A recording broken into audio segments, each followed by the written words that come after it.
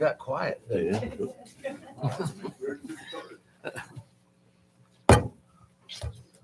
I'd like to call the meeting to order.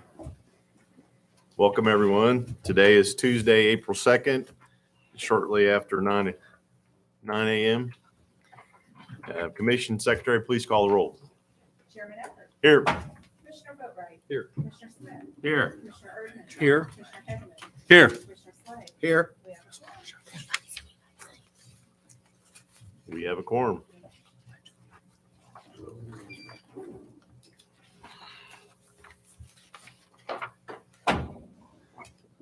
Like I said, welcome everyone. Glad you're here. As we move forward with our business day, I have a friendly reminder for all that we are live streaming our open meeting for the public to view from their home or office. If you are speaking, please make sure you speak into a microphone and that the microphone is on so the viewers may hear what is being said.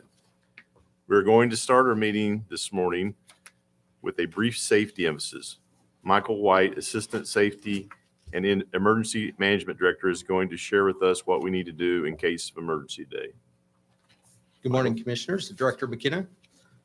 In the event of a fire, the Commission Director and Commission Secretary will exit the rear of the room and out the back door in Conference Room 101 to the sidewalk on Jefferson Street. The audience will exit through the doors to the lobby and out the back entrance and by the loading dock, and then proceed to the sidewalk on Jefferson Street. An alternate exit is down the stairs and out the main entrance. Please walk up the hill on Jefferson Street until everyone is safely out the back parking lot and a safe distance from the building and emergency response vehicles. In the case of a small fire, there's a fire extinguisher in the rear corner of the room by the AV podium. I've asked Eric Schrader to retrieve and use the fire extinguisher if needed. In the event of severe weather, everyone should head to the center stairwell and down as far as possible to the interior of the building. If we must evacuate this room, please take a moment to make note of who you're sitting next to and make sure that upon your arrival to the designated safe location that your neighbor has arrived also. If there's a medical emergency, most people in this room are certified in CPR. Almeida will call 911 and direct the emergency responders to our location at 105 West Capitol Avenue. I have volunteered to administer CPR, and Jessica will assist me if necessary. There's an AED in the hallway on this floor across from Conference Room 103, and Becky will retrieve the AED in the event of a medical emergency. Now that we've discussed how to keep safe during our meeting, we'd like to provide an additional safety idea for you to take home. Monday, April 8th is a unique day for MoDOT and the state of Missouri, as thousands of visitors will take in the total solar eclipse that will cross southeast Missouri. Although the total eclipse will be seen for approximately 115 miles through southeast Missouri, a partial eclipse can be seen throughout the state. MoDOT has been planning for several months with our partners, both locally and statewide, and also working with them to create plans in order to keep us safe. MoDOT's been planning for an influx of visitors at parks, eclipse festivals, and along the route for several months. We're looking forward to a safe and fun event for Missouri residents and visitors. Some key thoughts for safety viewing the eclipse are: plan to arrive early and stay late.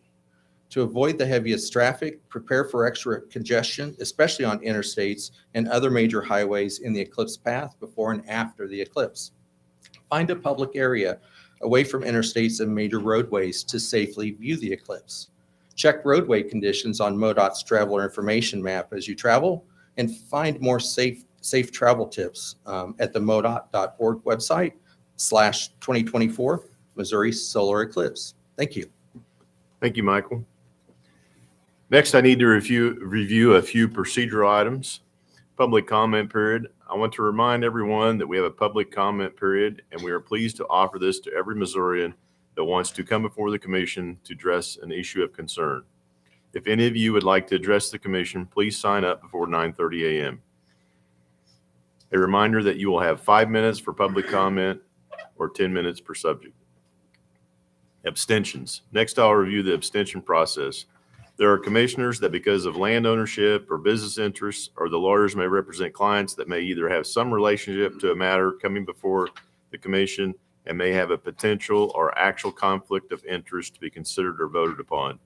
The commission member will indicate if she chooses to abstain from voting or to accuse himself from participating in discussion of an agenda item. If an agenda item is divisible by contract, call, project, or the like, a commissioner may specify that particular matter and then still vote on the remainder of the agenda item. This information is provided to the commission secretary by letter in advance of the meeting. The commission secretary will duly indicate the abstentions or recusals accordingly in the minutes of the meeting. Madam Secretary, have the necessary letters been prepared? Thank you. The next item is we are going to do the rotation of the chair and vice chair. On March 8th, 2023, the commission unanimously elected me to serve as chair and Commissioner Boatwright to serve as vice chair. Our one-year leadership terms were scheduled to end on March 1, 2024. In accordance with Section 22.6.030.2 RSMO, the chair and vice chair have the option to rotate their leadership positions. The decision about rotating leadership positions should be announced by the chairman during this open meeting. I'm pleased to announce that Commissioner Boatwright and I have agreed to rotate our leadership positions. Commissioner Boatwright is now chair, and I will serve as vice chair for one-year leadership terms that are scheduled to end on March 1, 2025. Before I officially hand over the gavel to our new chairman, I would like to thank my fellow commissioners for their support during my term as chair. We have an outstanding group of people who have served on the commission currently and in the past, and I look forward to continuing to work together with the commission and Chairman Boatwright as we go into the future. Congratulations to Commissioner Boatwright, and thank you for the opportunity to serve. And at this time, we're going to do a photograph of transferring the gavel. Stand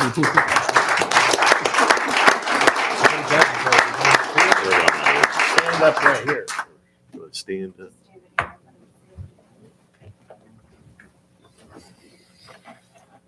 Don't hit him.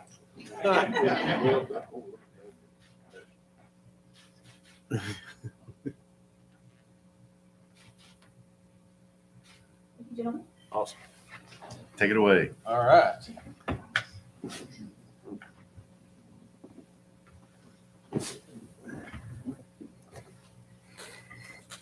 Well, thank you, Commissioner Ecker. I do, before we go any further, I do want to express my gratitude and just appreciation for the work that you've put in over the past year in the chair position.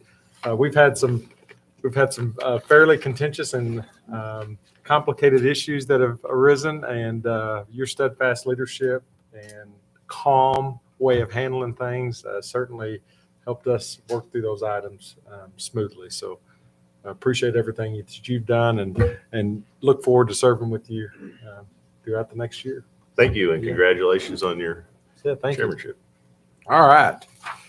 Moving on.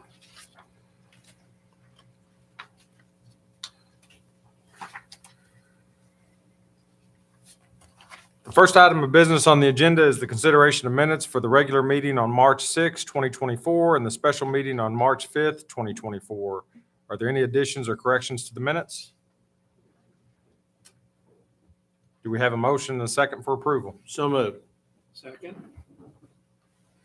All in favor of the motion, signify by saying aye. Aye. Aye. Any opposed, same sign. Motion carries. The minutes are approved. The next business item is the consideration of items on the consent agenda. Does anyone need to remove any item for discussion later or abstain from any item on the consent agenda? Do we have a motion and a second for the approval of the consent agenda? So moved. Second. We have a motion and a second. Any discussion? All in favor of the motion signify by saying aye. Aye. All opposed, same sign. Motion carries. The consent agenda is approved. Our next order of business is to receive committee and board reports. I serve on the audit committee along with Commissioners Ecker and Slay. Today, Commissioner Slay will give the report.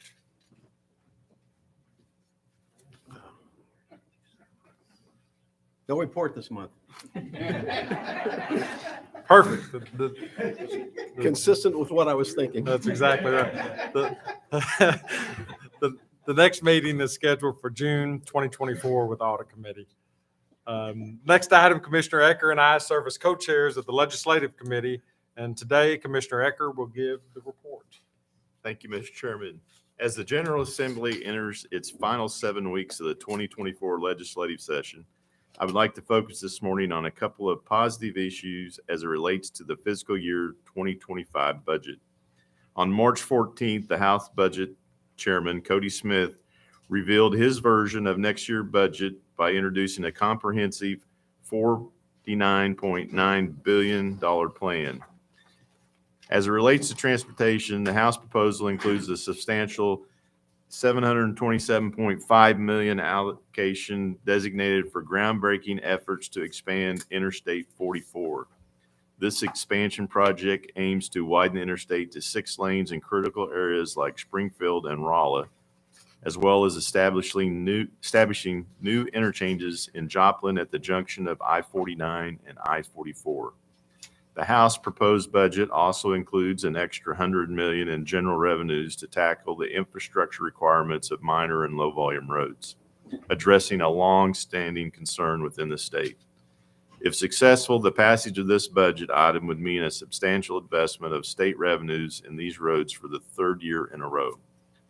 Once the House passes its version of the budget, the Senate will then take its turn to make modifications as it deems appropriate. The 2025 fiscal year budget is required to be completed by May 10th. During his director's report, Patrick will have more to comment regarding the activities of the legislative session, including a budget update. I will have more to report at next month's commission meeting. Thank you. Thank you, Commissioner Ecker. Commissioner Smith serves as president of the MTFC, and Commissioners Ecker and Erdman are board members. Commissioner Smith will provide today's report. Thank you, Mr. Chairman. There is no report. The next MTFC meeting will be in May. Thank you. Thank you, Commissioner Smith. Commissioners Erdman, Hegeman, and I serve on the Emperor's Board. Today, Commissioner Erdman will provide the report. Thank you, Mr. Chairman. Well, as I mentioned at the March meeting, at the February 16 meeting of Emperors, we acknowledged the retirement after 8 years on the Emperors Board of Commissioner Smith.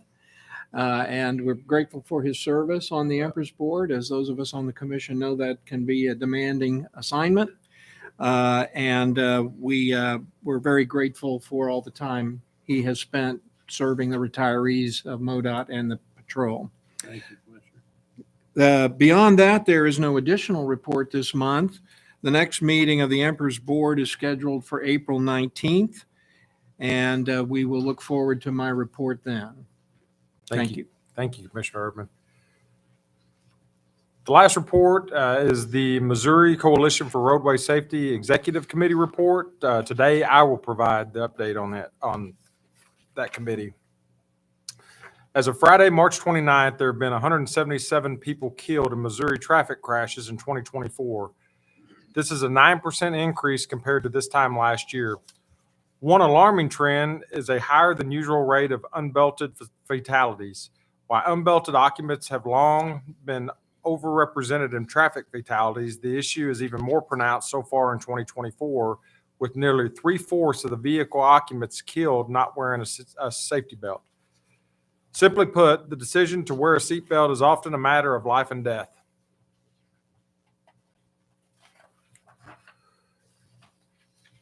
As we're about to hear in a presentation later this morning, this month is Work Zone Awareness Week.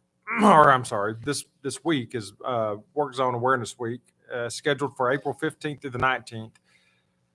MoDOT and the Missouri Coalition for Roadway Safety will once again be promoting work zone safety through a series of media campaigns reminding people to slow down and put their phones down in work zones. Last year, 35 people were killed in Missouri work zone crashes, and MoDOT protective vehicles were struck 63 times. Out front here today, we have a TMA that's been placed out there that was struck on Highway 54. And if you get a moment, please walk out there and look at the damage that was incurred there. And just think, if we hadn't had that TMA, what that damage would have looked like to a MoDOT vehicle, to one of the employees. So it's very important that we pay attention when we're driving. Another point that I want to make, that 63 times when the protective vehicles are struck, that's about $50,000 each time they're struck. Now, from the department's perspective, best $50,000 we could ever spend on protecting our employees and the folks that are putting their life at risk. But needless to say, 63 times is a lot. And it's something that we really need to pay attention to as Missourians. This month, like every other month, we are asking the motoring public to work with us to keep our highways and work zones safe. Buckle up, put the phone down, and please slow down.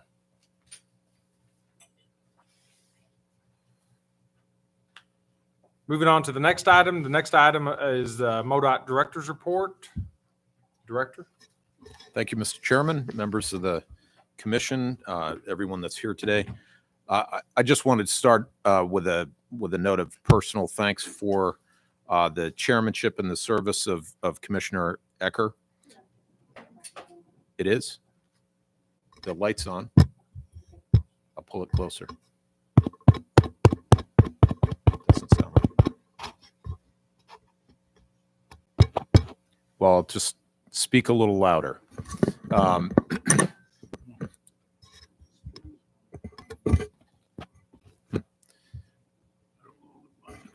Oh, do you want me to? I don't know if it'll stretch.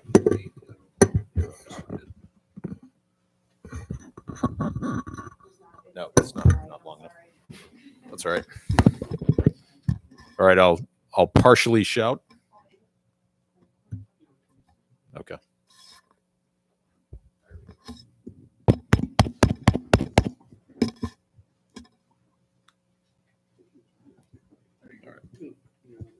All right, how's that? Oh, that's too loud. Now that's too loud. So we'll go for just right here in a minute. I just want to offer a personal thanks. I think a lot of people really don't recognize how difficult this volunteer role is, being on the Missouri Highway and Transportation Commission, how much time it takes. And for someone like Commissioner Ecker, who has extended his tour of duty out of additional sense of duty to the state, that's really extraordinary. Commissioners spend easily 600 to 800 hours a year on MoDOT matters with the public. They receive fan mail constantly and calls as we do. But the public engagement and feedback that the commission provides is a vital part of the public process here. It supports the work that we do at MoDOT, the long-range planning that is supported through commission policy. And frankly, the deep thought that goes into how that planning and how the process, how all of it comes together and fits and either does a good job of supporting the public that we're trying to serve, or needs to be modified to make adjustments when in fact the results aren't where we want them to be. I would say during Commissioner Ecker's time on the commission, he has had a very large influence on those very things that form the building blocks of the work that we do. Really challenging the department to look deeper into the results, even with limited funding, to try to find even some flaws in our process, right? And to challenge assumptions. I think we're better for it. The infrastructure that we're building on, the resources that have become available since we made those adjustments. That's a foundational aspect and help build public support for additional public resources. So thank you for your leadership, for your really creative way of thinking about how we ought to do things, and for your support. Fantastic service to the public. Thank you so much. Yep. And then first kind of thing up, I'd like to ask Chief Safety and Operations Officer Becky Almaroth to come forward and share a story of bravery and courage from our team. So Becky. I appreciate it. Talking to an empty mic. I'll return this in a minute. Okay, Ken, if you don't mind joining me up here. We're celebrating a meritorious service award today, and I don't know, I was preparing for today and thinking about doing this meritorious service award and knowing what Ken did, and I'll tell you about it in a minute. And this really comes full circle because I have a couple of stories to tell about some previous coworkers that are involved in this meritorious award, and I don't think they even know that they were. I want to read the story of why Ken's receiving this award. On February 11th, 2024, just past 3:30 in the morning, Kansas City, Missouri Police Department dispatchers alerted officers of a wrong-way driver. It was a vehicle traveling eastbound in the westbound lanes of Interstate 70 at Brooklyn Avenue. This police broadcast was heard by MoDOT Motorist Assist Operator Ken Casway, who was in the vicinity of the wrong-way driver. Casway entered I-70 from Sterling Road and US 40 highway in an attempt to locate the wrong-way vehicle. In the area of I-70 and Pittman Road, Casway observed the wrong-way vehicle coming towards his MoDOT emergency response vehicle and other motorists.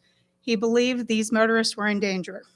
Casway used his MoDOT truck and his JAWS debris removal tool, which I'll tell you right now that JAWS debris removal tool was named after a previous motorist assist operator that was in Ken's exact position that was struck and killed in the line of duty. So this tool that was named after Julie, which was an automated waste retrieval system, helped stop this incident. He used that JAWS device and pinned the wrong-way vehicle between his truck and the concrete median barrier. Casway was not injured, his MoDOT truck was not damaged, and the wrong-way driver was not injured. So it saved multiple lives. When the Kansas City Police Department arrived on the scene, they observed the driver was possibly impaired, not possibly. Tests showed that his blood alcohol content was more than double the legal limit. Police Officer Jordan Infranca said in a letter, Mr. Casway's swift action and quick decision to stop that wrong-way driver not only potentially saved the impaired driver's life, but Mr. Casway prevented a serious or fatal crash occurring. Mr. Casway risked his life to protect the citizens traveling on I-70 that night. This full circle, back in 2020, we had an employee that I was very close with because he worked in my maintenance office, but he was a motorist assist operator in St. Louis. And coming home from his second job one evening, he encountered a wrong-way drunk driver on Interstate 55 down in Jefferson County, and he lost his life in that crash. If only there was an angel, a road angel like Ken there that day that would have prevented that crash. I think probably just about all of us in this room know of an incident that has occurred. You think, what would I have done to prevent that? This road angel that night saved a lot of lives because it could have been a minivan full of parents, kids, you name it. These usually don't end as well as that did. So please join me in recognizing Ken in this heroic act that he did with this meritorious safety award.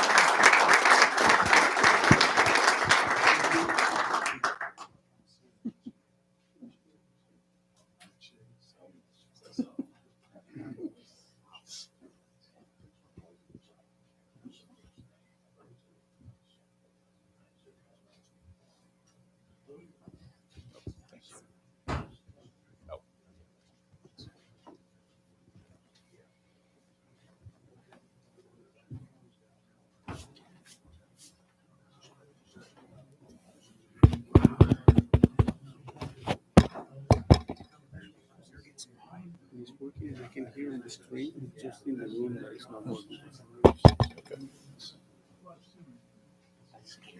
Yeah, insurance.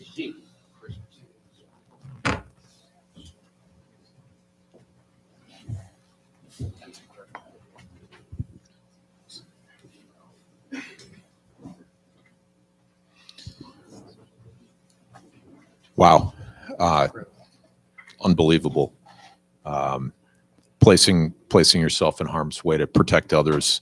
You know, this really reminds me of the quick action that was taken in Baltimore last week when the signal came from the vessel that they were in trouble, and the police dispatch, somebody picked that up, and they stopped probably 30 or 40 cars from crossing that bridge at the time when it collapsed. You know, it's that first of all, being there, availability, and then doing more than just listening on the radio, taking action.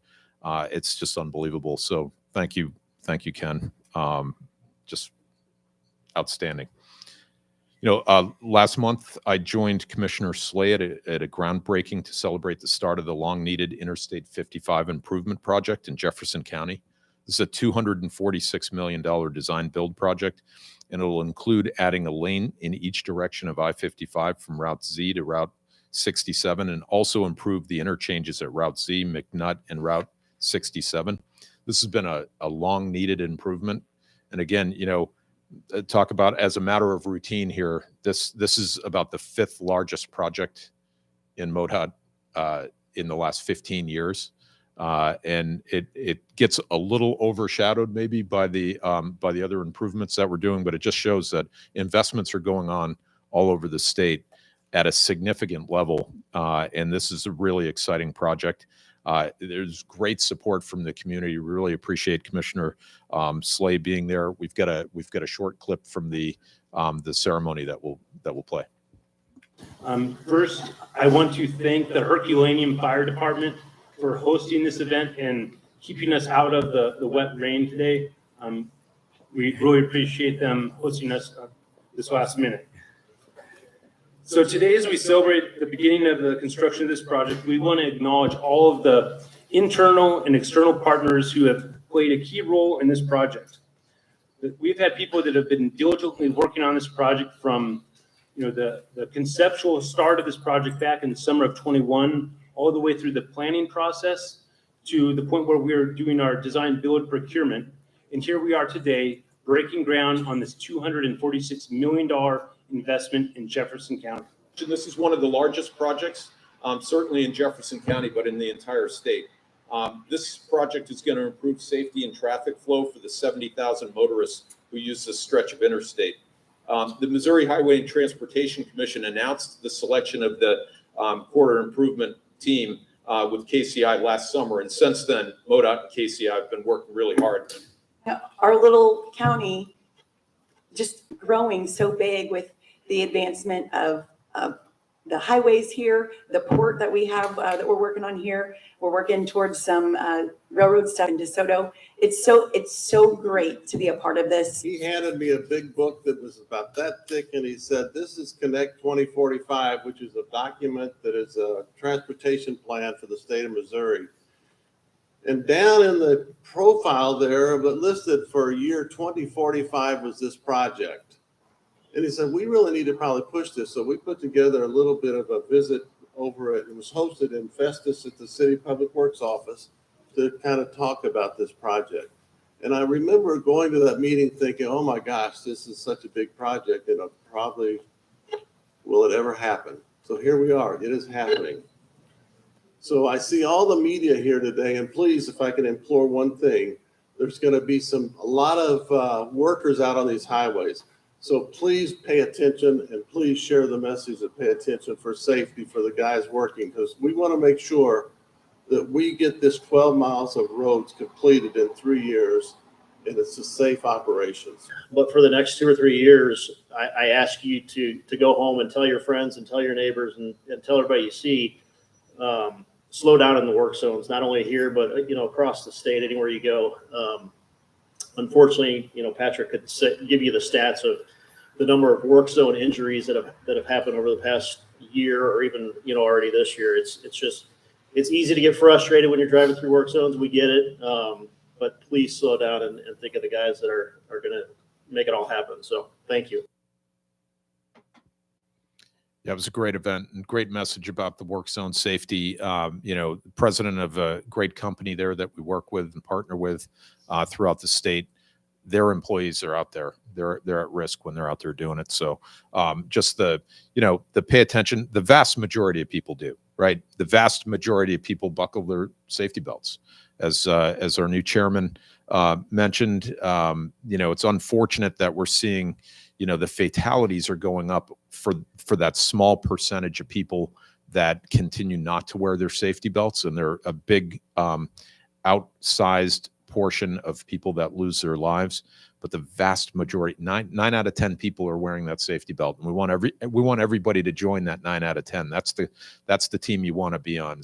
Team buckled up, right? And it's gonna save your life and extend it. Make sure that you live it to its full extent.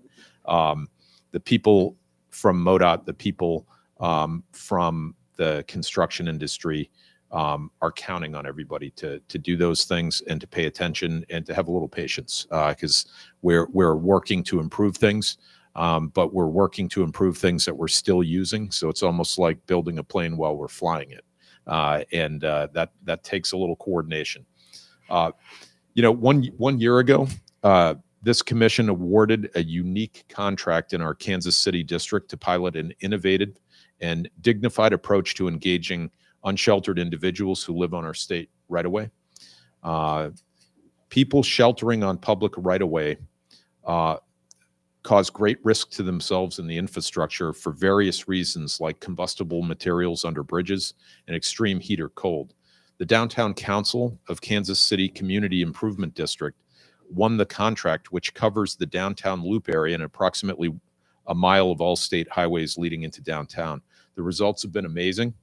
The first several months were challenging because of the sheer volume of camps. We now do not have any large encampments, and the risk of a damaging fire is greatly reduced. We're now dealing with 1 or 2 unsheltered folks at a time and engage them before they have an opportunity to establish a significant camp. MoDOT maintenance forces partner with the CID by providing traffic control when needed. The benefits of this partnership with the CID go well beyond cleaning right away and preventing infrastructure damage. We have new relationships and goodwill with the downtown community. Most importantly, we're helping the most vulnerable people in society and building a more positive future for our community. The work that's being done here that's really unique is that there are services on the other end of it. This is not just pushing people around that are truly in a bad spot. And unfortunately, and many people don't realize this, but what happens in a lot of cases is people just get moved. These encampments get transitioned or moved off of local property, and they end up on state property, and then everybody wants MoDOT to do something about it. Well, imagine being a transportation department and having to be a social services agency at the same time. That's not who we are. We're not good at it, although we have some very, very skilled and compassionate people that have done a wonderful job. This is really, truly unique, and I think could or should serve as a state model. We're trying to reach out to other areas in the state. The photos that you're showing are some of the before and after in the area. And here are some of the details on what this partnership has provided in the first year. 76 shelters decommissioned, 426 human services provided, almost 7,500 bags of trash and large debris removed from the state property, and more than 1,000 graffiti tags removed. I want to recognize MoDOT District Engineer Chris Redline. Chris, I think he is in the back, for his hard work to make this possible. It started with the relationships that Chris has in the city trying to tackle a problem, but I want to emphasize to do it with dignity. We're treating people as human beings. We're not just pushing them around, and it's because of those services that are on the back end of this. And I also want to thank Commissioner Erdman for his work with the community leaders to support this important work. He would not say this, but in other roles that he plays, he made sure that that funding contributions were made possible to actually underwrite the equipment in this partnership so that the price to the road users in this equation didn't bear that cost as well. I'd say it probably cut the cost in half in the first year at least, and it made it possible. We did not have the resources to get this up and running out of our operating budget. That savings really made a difference, and the coordination at the local level has been extraordinary. Several of us have been out to travel with the teams that are funded through this process. The people that are doing this are extraordinary. There's human services being provided by an area called the Beehive with kind of not a food kitchen, but really that operation funds a cafeteria. It's a place that people can go with dignity that don't have enough to eat and can be served in a restaurant setting. It's really extraordinary. There are medical services being provided as well, and other services as needed. And we do know that there have been people that have been helped through this process, receive medical attention, and are actually working for this contract now. So it's really extraordinary. Chris and Commissioner Erdman, thank you for your leadership. It's working. It's really extraordinary. I wanted to point out a couple items in the budget, as Chairman mentioned. When we talk about things like the TMAs being struck and the cost to that, it's hard to imagine. You look, we've also got an example of road signs out there. The scale and size of them are hard to imagine.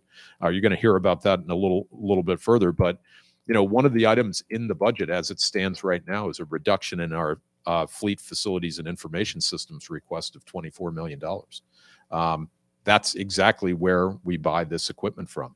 That is the type of reduction that, and we had, I thought, a very good session yesterday in a continuing series of orientation for new commissioners and others. And through that discussion, we mentioned that the commission has instructed for decades this department to bring budgets before them that do not exceed the resources that have been provided by the taxpayers.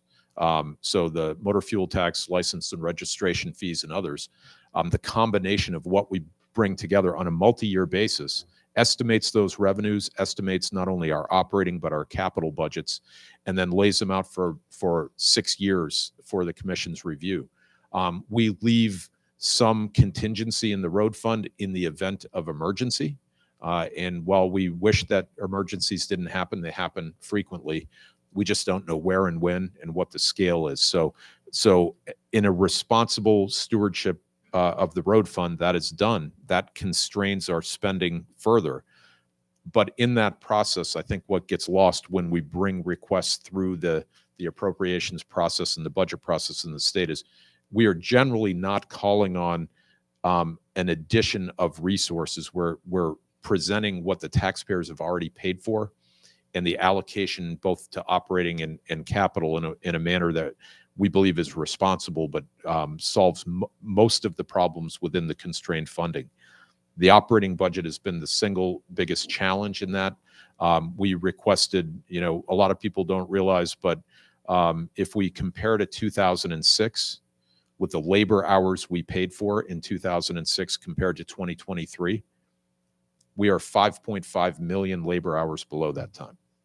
So when people question, and we hear it a lot, 30 years ago, you guys did this, that, or the other thing. And I said, yeah, that went away with that 5.5 million labor hours. So we are in a triage mode on a daily basis, handling things that are on the roadway because it's a life safety issue.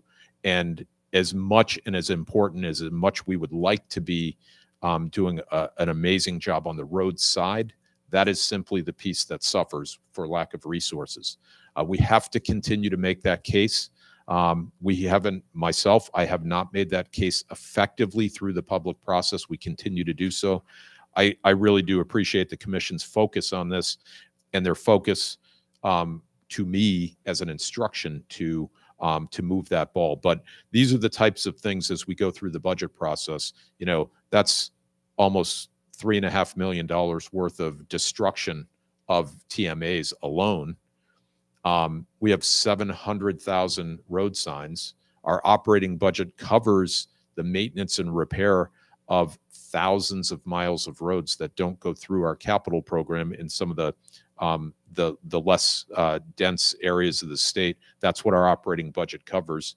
It also covers contracts for really innovative things, like I just mentioned in Kansas City, with that local partnership that is enabling a big frustration of the public for looking at the way the right-of-way looks and dealing with it humanely but effectively as well. So the budget includes those things. We see that there's also been a reduction of $181 million in our construction program budget.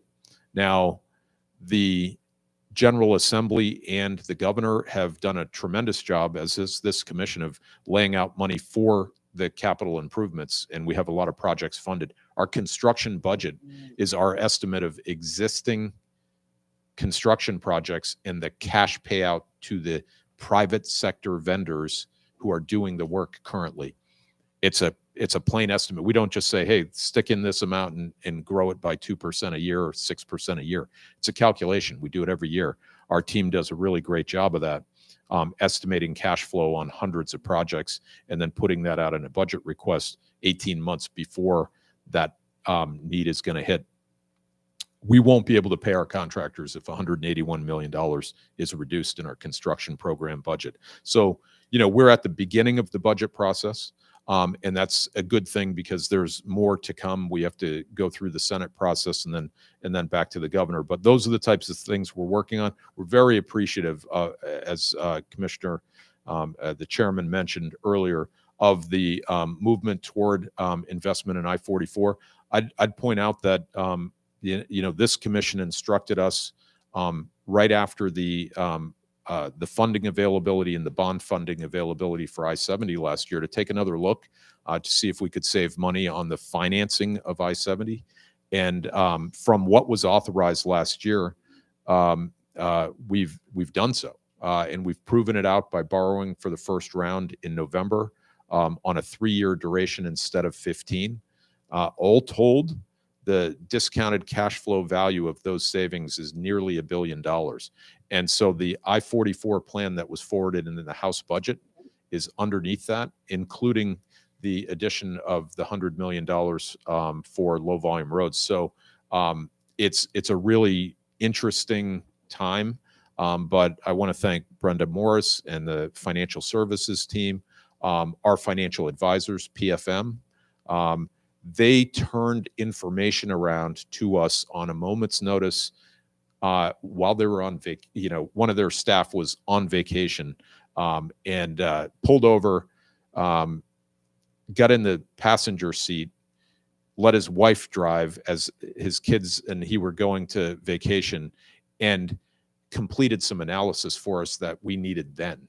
That's, you know, again, the type of partnership, and sometimes we don't get a chance to call out our partners that do great work on behalf of the public for us, and that was all part of that plan. So a lot more to follow on the budget, but a lot of great things in it, and certainly at the instruction of the governor, they put in an additional cost of living adjustment for state employees, and that seems to be well supported in the House, and we hope for that in the Senate as well.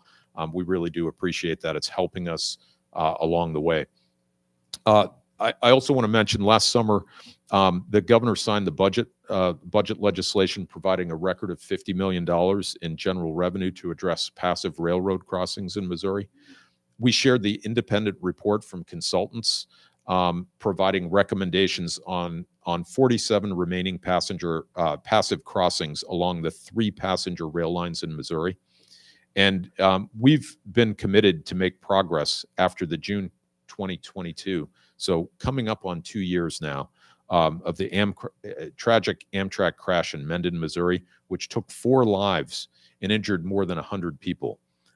Despite our best efforts, I think I've reported, we haven't made as much progress as we'd like to. We're starting to make progress. We're working, trying to work cooperatively with the communities, with the rail companies involved, and we need to make that progress. This is a really unique time. That $50 million investment, I think the public should expect that we act on the recommendations of the consultants and upgrade crossings and consolidate crossings where it has been recommended. And we really need to work with the communities to do that. I appreciate the commission's support in that, and we'll have more to follow. But, these are some tense negotiations, and, we are trying to balance. And this is what we're really talking about. It's a balancing act. There are really difficult considerations for all involved. We're trying to balance safety, economic convenience, future maintenance costs, and liability. Those things all don't line up the same for each of the parties involved.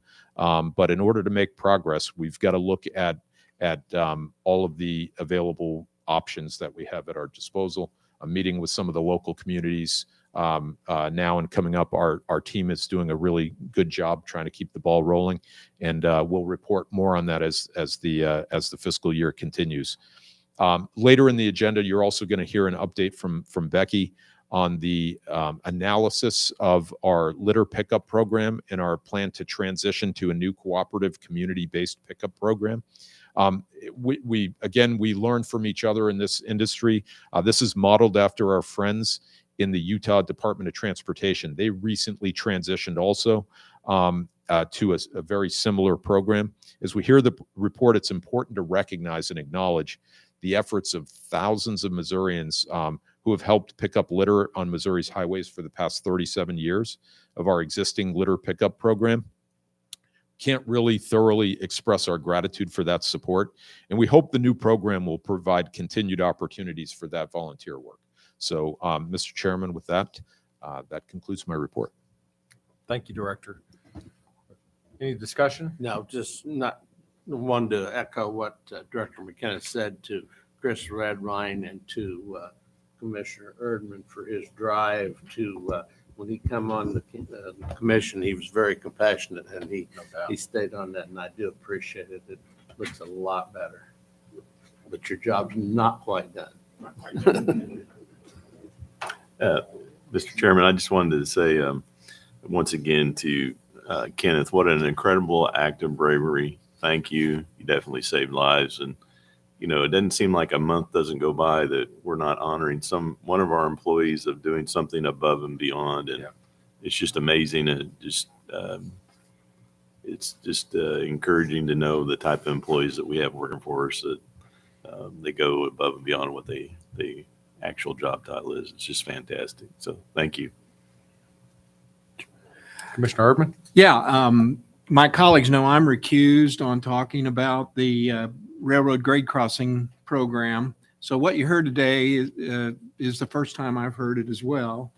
And to my colleagues in the rail industry out there, I would just encourage you to cooperate on this. This is really important. It's an opening that we have to do some real good to address safety. And I'm grateful the commission without me is doing it, and appreciate the hard challenge that it represents.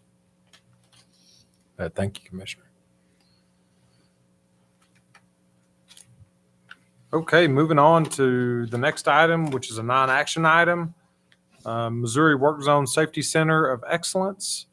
And Chief Engineer Ed Hassinger will kick this off.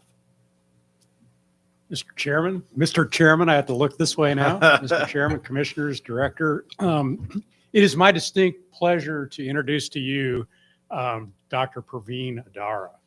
I've known Praveen for many years, and in his previous role as chair of the Civil and Environmental Department at the University of Missouri at Columbia, he has always been an advocate for the profession of engineering.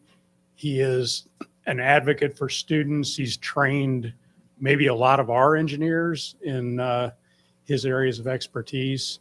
But I think maybe even more importantly, his presence in the research world. He's done a lot of research from us here through Mizzou, and was really one of the advocates when the commission and the 4 system university campuses came together to form the Missouri Center for Transportation Innovation. Praveen was one of the champions that made that happen. And I think just really pretty deservingly, he has been recently named as the interim dean of the entire College of Engineering, not just civil engineering. So I think he is maybe the first civil engineer to have that role as dean of the College of Engineering at Mizzou. So we're thrilled that Praveen has taken on that challenge. But today, in the theme of work zones and work zone safety, Praveen has developed at Mizzou the Missouri Work Zone Safety Center of Excellence. And he wanted to share with you what they're doing. A lot of that is benefiting MoDOT and what we are doing. So it's a great nexus today to be talking about this during Work Zone Awareness Week. Praveen?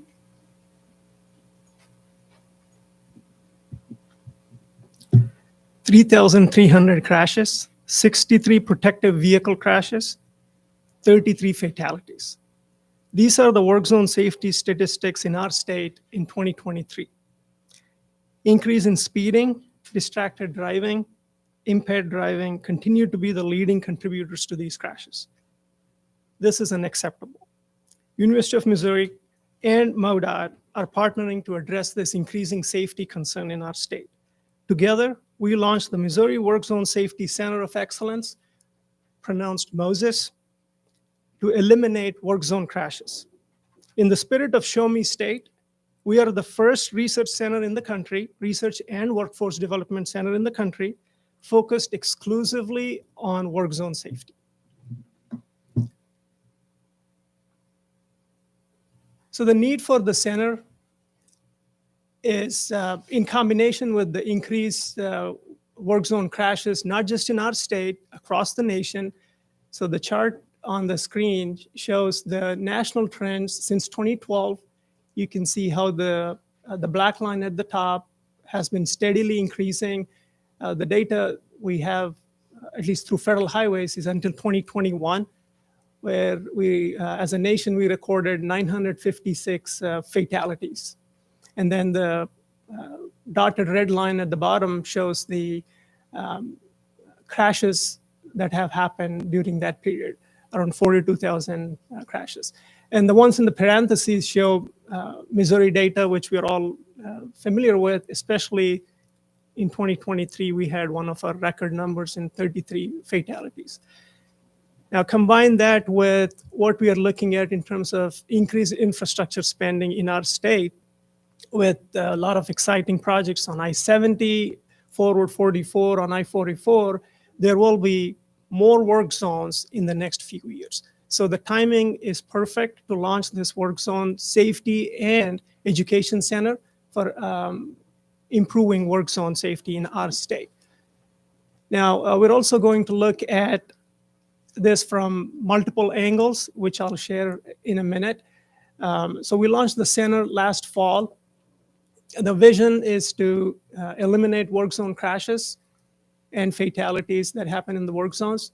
And it's also to educate drivers about work zone safety. And this includes some of our efforts, K through 12 efforts, in addition to college education programs. Right?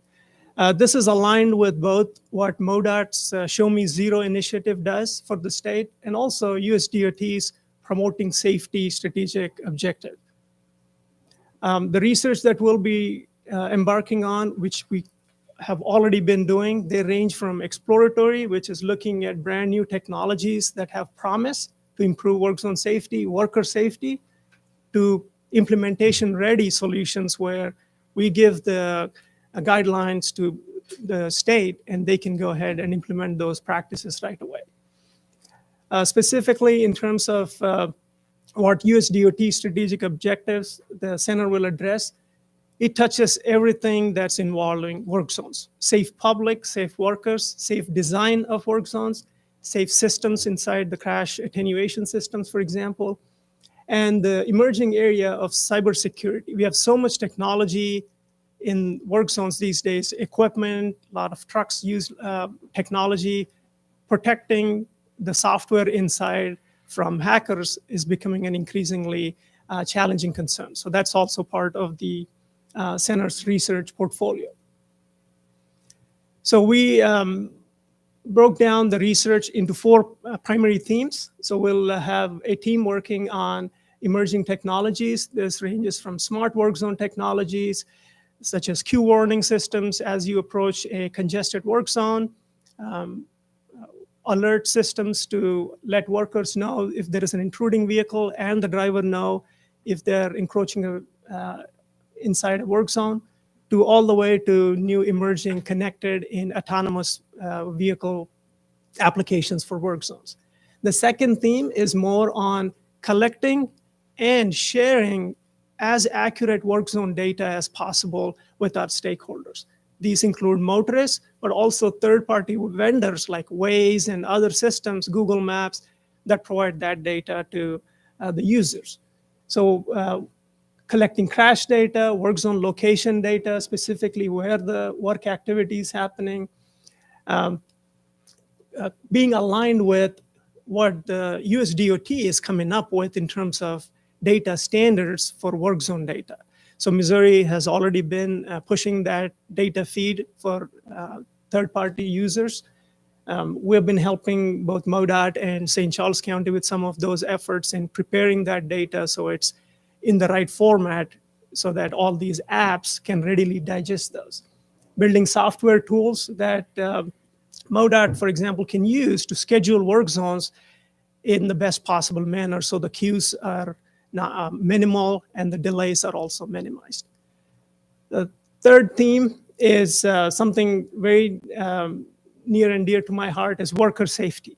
So, and this is an under-researched area in the country. Not much research exists on how do we improve situational awareness of workers that are working adjacent to 70-mile-per-hour traffic, risking their lives, right?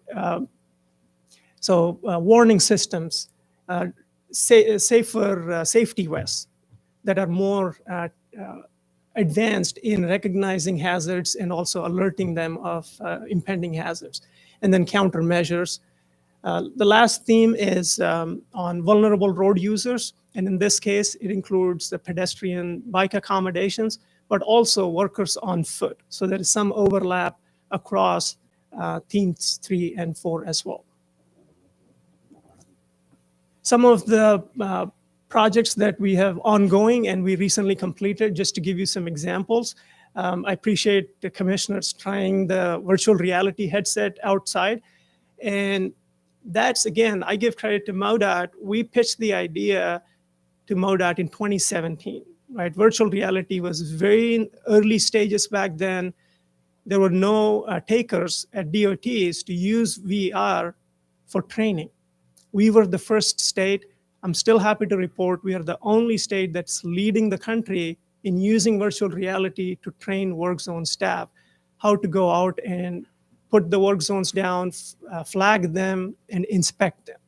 And because of MoDOT's early buy-in, we were able to scale up those scenarios for our state, offer training in multiple MoDOT districts. We just received a federal highways grant. I had a kickoff meeting last Monday to scale it to the entire country. So every state is interested in adopting after seeing what MoDOT has done in this space of using new technology to improve work zone safety. So that's the first example right there. We have, again, not all projects are funded by MoDOT. The footprint we have is national. So a lot of federal highways projects, different US DOT projects through pool funds, exploratory research programs, and so forth. But MoDOT is one of our main research sponsors and implementation as well in the state. One other project I want to mention, Commissioner Boatwright alluded to TMA hits earlier. One of the projects we are working on currently is trying to design seat belts and safer seat systems for TMA vehicles so that they are better at absorbing crash impacts. So thereby they reduce the severity of injury of a MoDOT employee who is in the work zone protecting the actual workers in front of them. Right? So that's the multi-body dynamics. We're partnering with our medical school faculty whose expertise is in biomechanics, and then we bring the transportation safety side to it. We also completed some projects recently on rumble strips, temporary rumble strips, coming up with policy for MoDOT. We finished that last fall. Another new technology project. Again, we are one of the few states that even piloted a driverless TMA in a work zone. There are a few others. Colorado is one of them. Virginia is trying some. But we finished that project as part of a Federal Highways partnership with Federal Highways and MoDOT. And then another national project, NCHRP, which is through the Transportation Research Board. We generated guidelines for the whole country on using smart work zone technologies to improve work zone safety. On the education and workforce development, again, the center is broader than just doing research. We want to educate the public so that the end goal of eliminating crashes will be accomplished. So we have some activities in the pipeline to stimulate K through 12 interest in transportation in general and STEM, but also specifically on safety. So the picture that I have is from an event in Kansas City. There is a STEM event for all the teachers and families there. We met hundreds of families. They tried out the same virtual reality headset you have out there. They all know how to drive in work zones, or we hope they will learn through these tools how to safely navigate those work zones. Engaging students in research. Ed mentioned earlier, a lot of our students go on to work for MoDOT or for the private sector that do projects on our state highways that MoDOT oversees. So we take pride in educating the workforce of the state, and we'll continue to do that through this center. We'll also have a work zone specific seminar series that's in the making currently, and then also focused on non-traditional course offerings, certificates and such, specifically in the safety side for full-time employees at public and private employers. Tech transfer and outreach. Again, a lot of the research we do will be implementable, be it in the form of software tools that we build, design guidelines. We work closely with MoDOT on EPG guidelines, some of those specifically on work zones. A lot of online training modules have been developed on various work zone topics in the last couple of years alone. And we'll continue to do that. Like I said earlier, this is the only center at the moment in the country, so we want to lead by example. So this will be a national resource, and everything we are doing, we are sharing openly through our website. I'll show the link later on to any users around the country. We also have an advisory board. We look at it more as an innovation ecosystem because we don't want to be the only ones coming up with ideas, just us in MoDOT. Industry, a lot of industry partnering, AGC Mo, we've been talking to their safety folks on what are things that are important from an industry perspective, right? So we are looking at those in terms of new technologies and so forth. Education sector, obviously, and then the public sector, including Federal Highways, FMCSA for CMVs and so forth.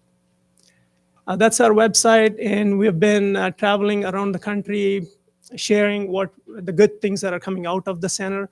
At a national convention in California, we were in Fargo, just to show you the footprint has grown beyond just our state. A lot of people are looking at Missouri to see what's the tried and effective measures to improve work zone safety, be it in low-cost countermeasures all the way to advanced technologies. So again, I appreciate this opportunity to share with this group, and I'm happy to answer any questions you might have. Thank you very much. Thank you, Dean. Well, thank you, Praveen, for the update on the progress in the first 6 months of the new center's creation. As a former curator to the University of Missouri, I am very proud of many things, not so much the basketball team, but many things. To that, I say we peaked a year too soon. Yeah. We are on track. We're on track to getting back. This is one more thing the University of Missouri system can be very proud of, as we are once again a national leader on an important issue.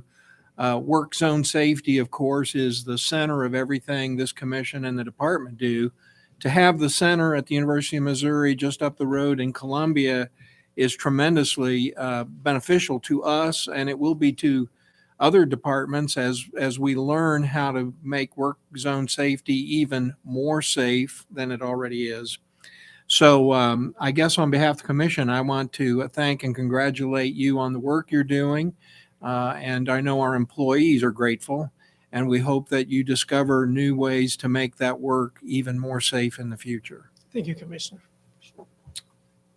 Yeah, just to add to that, I mean, as a civil engineer, getting to see the work that the Missouri Center for Transportation Innovation is doing is tremendous. I mean, we have a great asset right in our back door, as Commissioner Erdman pointed out, and finding a way to maximize that throughout the entire University of Missouri system is really tremendous.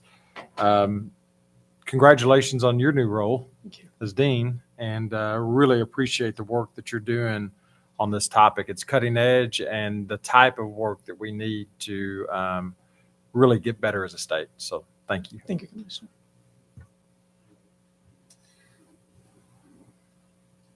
All right. Thank you. Thank you.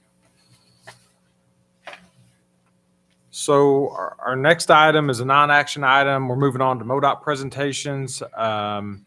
Ray Shank, Traffic Liaison Engineer, will present on Work Zone Awareness Week. Ray?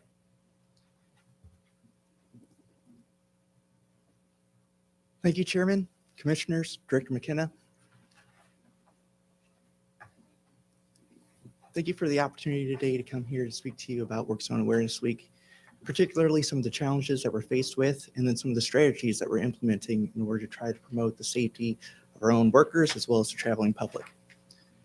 Unfortunately, the news that I have to share of our existing condition is a little grim.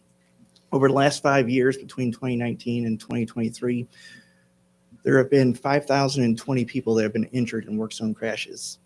As mentioned previously, in 2023, 35 people were killed. For context, that's up 133% from where we were last year.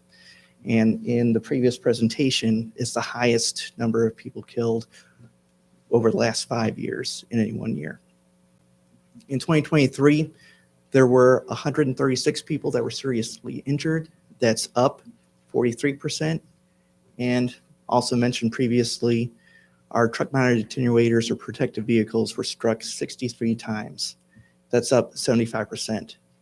But the best part about that is those protective vehicles were doing their jobs.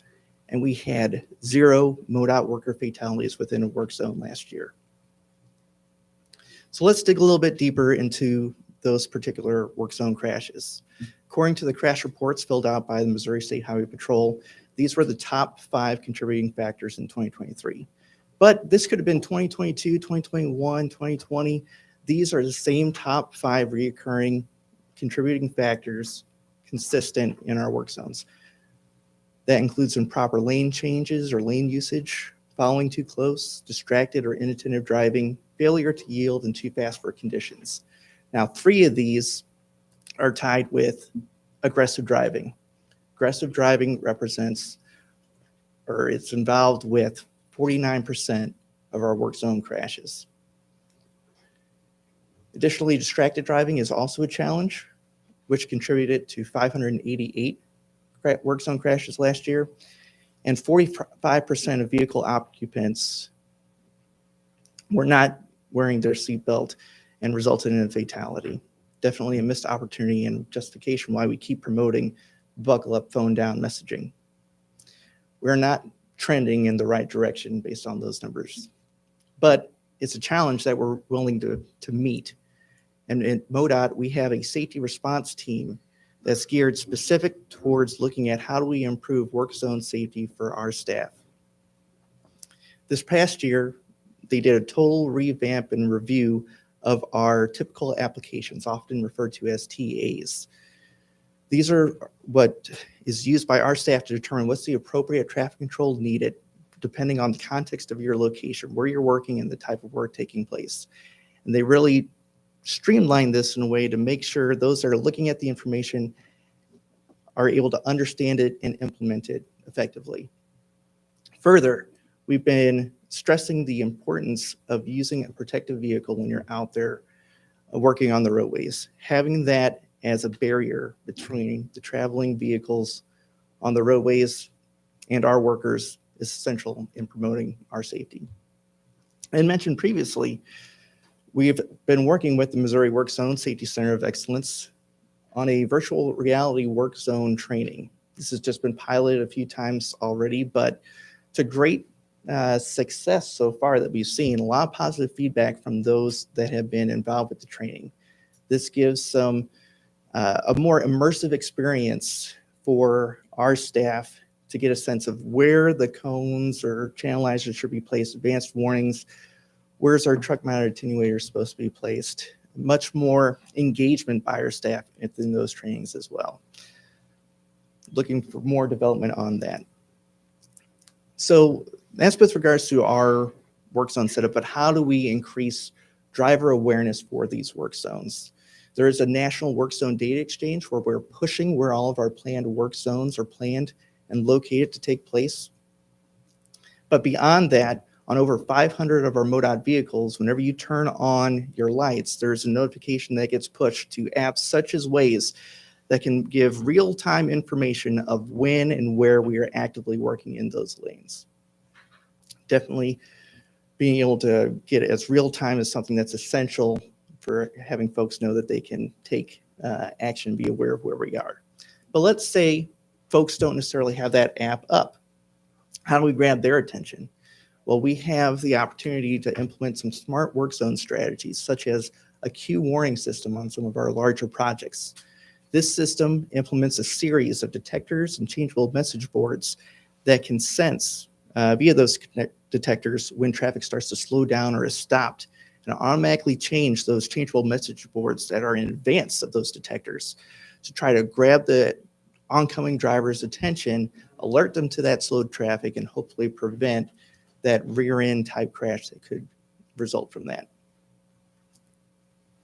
But let's say they didn't see the signs or there was no congestion, folks could travel fast. This is where we really rely on our partnerships, particularly that with the Missouri State Highway Patrol. They are there to help enforce and encourage those safe driving behaviors through our work zones. Besides that, just this past August, the hands-free cell phone law has passed, which is hopefully going to deter distracted driving on our roadways. And distracted driving is definitely a challenge for our staff when they're out there. And this is an example, as mentioned previously with the TMA that you saw that was hit. It takes a lot to try to grab a driver's attention, and here's an example of that.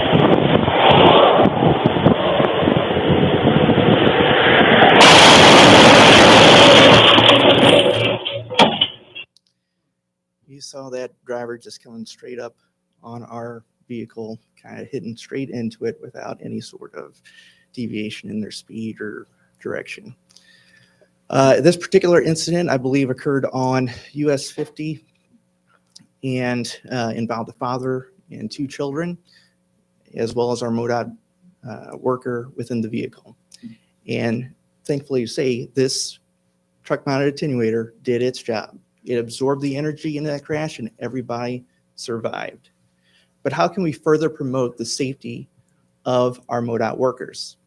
Well, that's trying to get boots off the ground, eliminate our staff as vulnerable workers from situations when possible.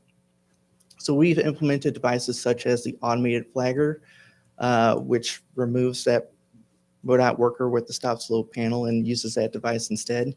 And further, we continue to develop the use of an autonomous TMA, that vehicle that was hit. If we can remove that driver from that vehicle and allow it to follow essentially a lead follow system, it removes the risk from that employee totally. And further, as we're talking about removing boosts off the ground, in Kansas City District, they're piloting a pothole patcher, which is able to, again, eliminate boosts off the ground, staff that would be out there filling those potholes.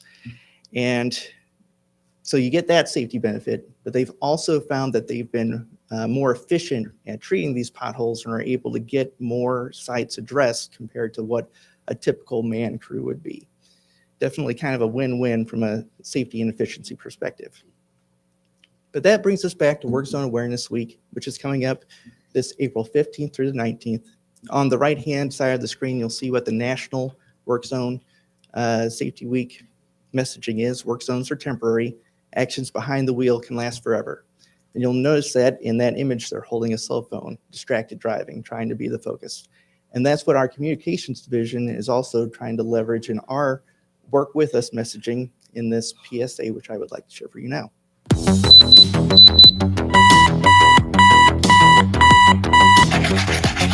Everybody, so creative. Call me crazy if you want. Parkour!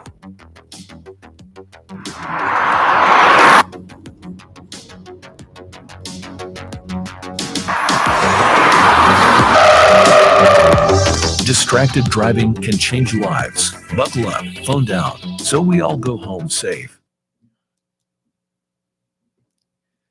In closing, I would just like to ask everyone to please pay attention when they're out there driving, slow down, be aware of highway workers so that everybody can go home safe.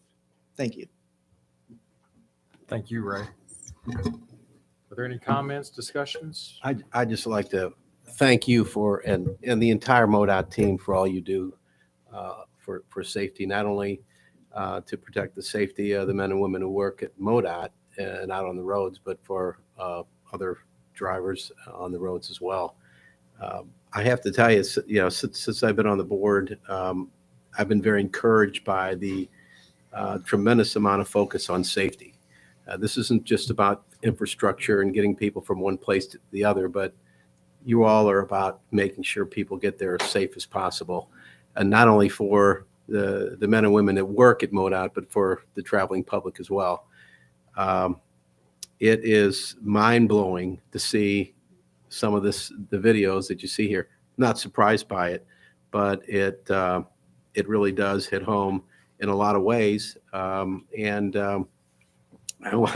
only wish more people would pay attention to what you're all trying to, the message you're trying to get out to them, and think more about what they're doing. But we know that's very, very difficult challenge. But thank you for your work.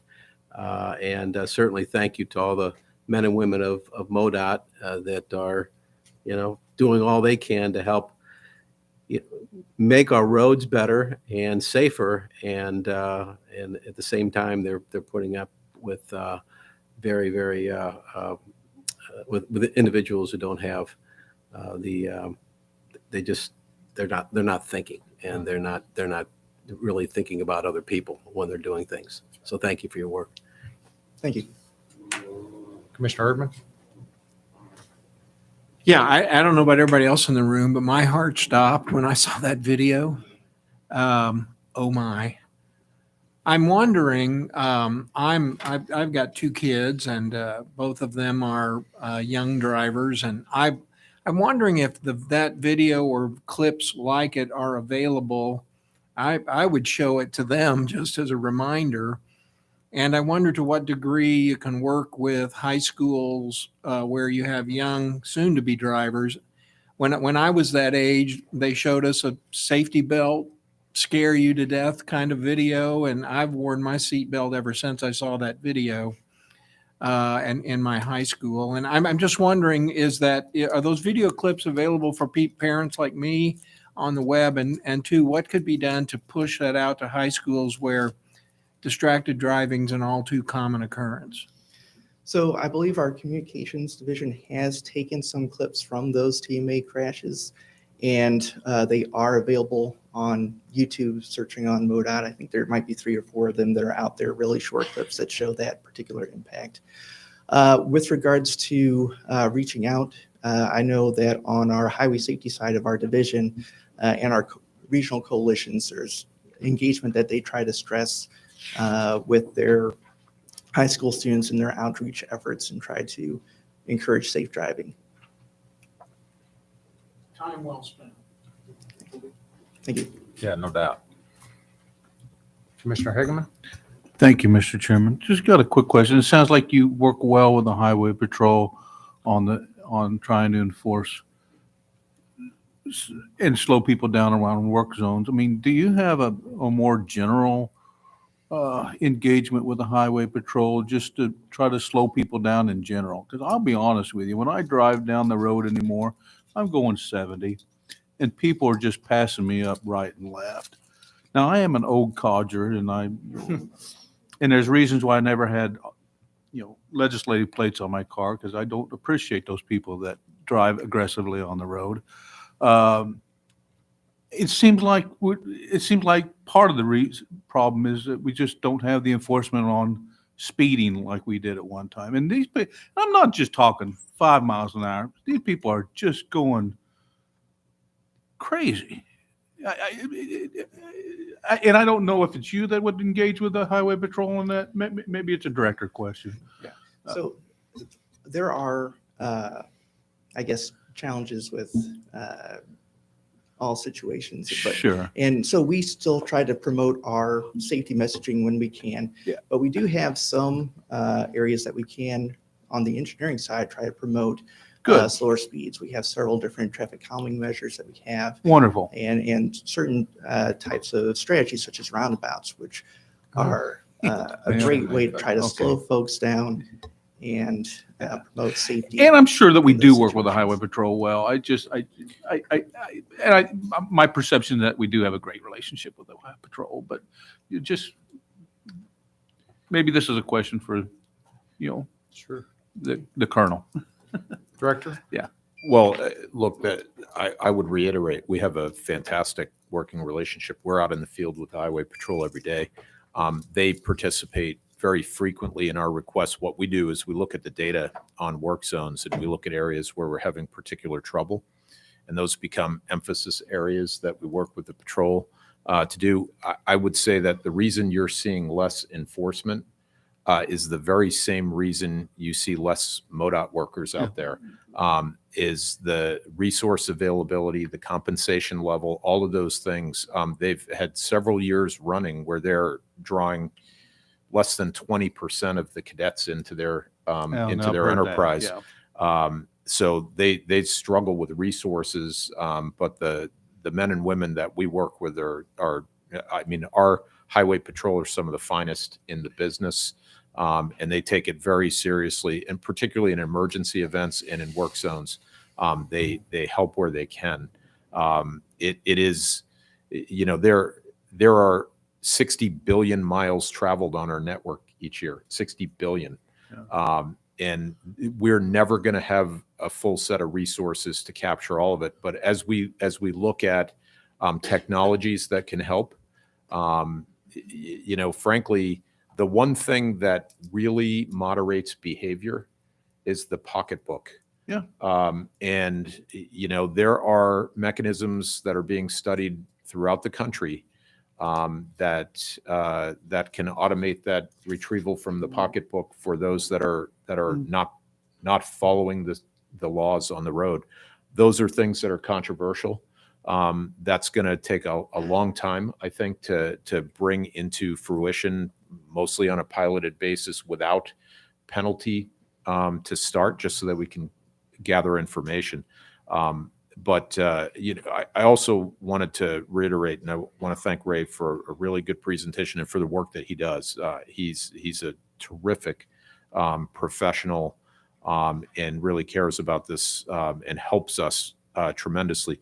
This SRT, this safety response team, we formulated this. Becky and I talked coming out of the pandemic. We had a pandemic response team, which is an incident command structure that would be normally in place for something like a tornado to respond on and set up rapidly and rolled back down.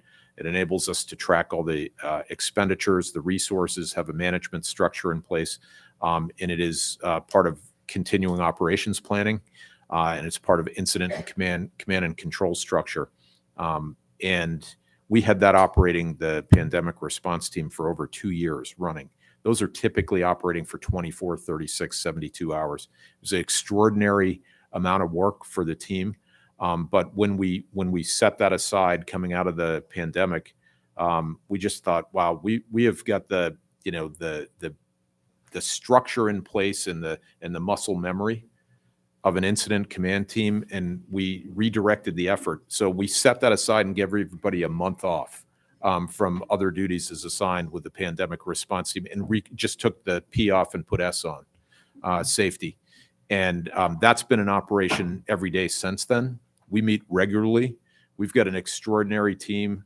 Nicole Hood, our entire management team is involved in this, and our technical experts contribute. The effort that was underway to restructure our typical applications, these are made for, they're much more visual. They are easier to understand than they were before in multiple ways. And the training associated with rewriting these and then deploying them and then checking at the local project office, at our maintenance facilities that prior to going out each day for any operation, like putting a sign up or doing anything that we do, there's a review of the work here. Ed Hassinger, Becky Almaroff have led this effort, but the entire team is focused on this, and it produces things like one of the pilots for that automated pothole patcher came out of an idea through the SRT. We've had for several years a goal of removing all boots on ground in lanes of traffic for any operation that we do. We do not have the wherewithal to get that done everywhere all the time. And in fact, we get a lot of negative feedback from the public with the notion that someone in a trailing vehicle isn't working. In fact, that's some of the most important work that we possibly do. And that's a countermeasure to public distraction. That's what that is. That's a cost that's added to any work zone that we have as a countermeasure. And, you know, even in the clarification of these, the typical applications, you know, every vehicle we have is the potential of a protective vehicle. It's not just truck mounted attenuators. Those are bigger ones, and they're for higher speed areas. But a standard pickup truck can be a protective vehicle if placed properly and used properly. And a lot of those clarification points are being made throughout the department every day. We've had an extraordinary amount of turnover. Just in the last 5 years, we've turned over about 2,500 people. That's an almost untenable amount of training that is necessary to bring professionals up to speed in all of these areas. We're doing our darndest, but we're really it's against the tide here sometimes. Not for lack of effort on our team's part. Ray's a big part of that, and you know, I really appreciate the emphasis in bringing this important presentation forward. Thank you, Director. Ray, thank you for your presentation. Appreciate it. Thank you. Next item on the agenda is an action item, consideration of bids for transportation improvements. Mr. Kenny Voss. Good morning, Chairman Boatwright, Commissioners, and Director McKenna. I am presenting bids for today. I'm pleased to announce that we continue to have good competition from our contracting industry on our bids for MoDOT. And for the March 15, 2024 bid opening, MoDOT received 76 bids on 24 calls. We recommend the following to you today. To award all calls to the lowest responsive bidder, except calls C01 located in the Kansas City District and H01 located in the Southeast District. We recommend rejection of calls C01, AH01 due to excessive bids per section 102.15A of the Missouri Standard Specifications for Highway Construction.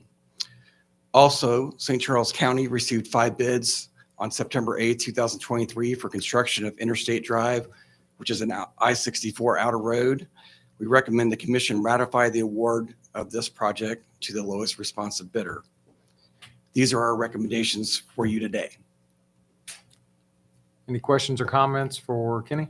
I move we accept. We have a motion. Do we have a second? Second. All in favor of the motion signify by saying aye. Aye. All opposed, same sign. Motion carries. Bid recommendations are approved. Thank you, Kenny. Do you have a budget update for us? Mr. Chairman, Yeah, go right ahead. just make one comment. I see there's a couple of bids in there for sign replacements, and I appreciate that being involved in this bid contract. I mean, Yeah. So for the March letting, we had 2 contracts that actually are to improve 450 signs. Yeah. Yeah. Thank you. Yeah. Thank you for getting those moved. Thank you, Mr. Chairman. You bet. Yes, sir. A budget update? Yeah, so for today's awards are for a total of $47.9 million, which is $0.1 million over budget. Today's awards also result in a state fiscal year 2024 award total to date of $1.46 billion, which is a cost of 1.4% or $20.5 million over budget on $1.44 billion worth of work. Which if you think about that, almost $1.5 billion worth of work, we're within 1.5% of the budget. So we've really seen kind of that inflationary bump slow down. We're getting a better handle on what to expect in our bid, which is much more sustainable. It's exciting. Definitely exciting. Thank you. Thank you a bunch, Kenny. Really appreciate it. Thank you.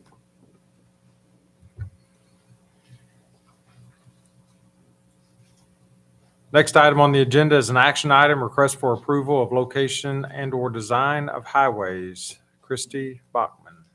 I'm not Christy Bachman, but I'm gonna kick this off and introduce Christy. But I wanted to this is a little out of the ordinary for what we normally do, so I thought some background would be important.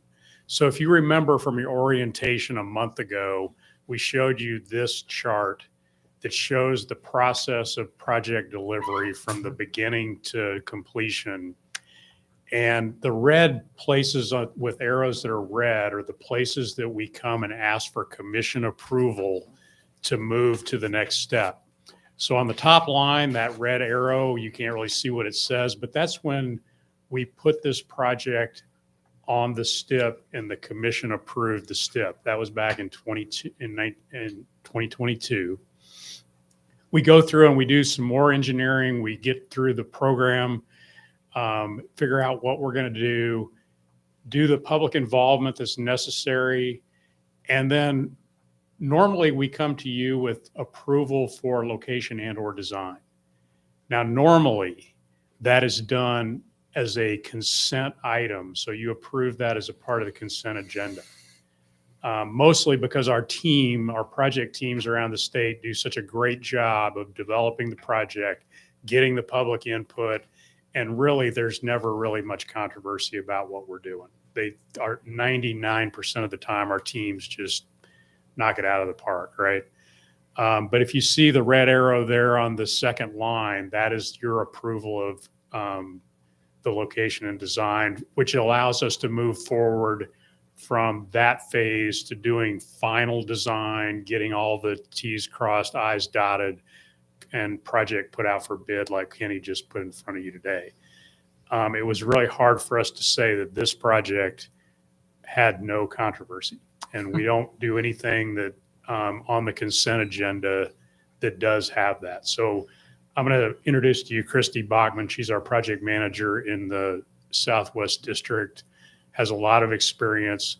Christy has worked extremely hard to build consensus for this project. She has spent numerous evenings, numerous meetings across the entire Springfield area explaining what we're doing. And she's here to ask for your approval to move forward with this project. So Christy.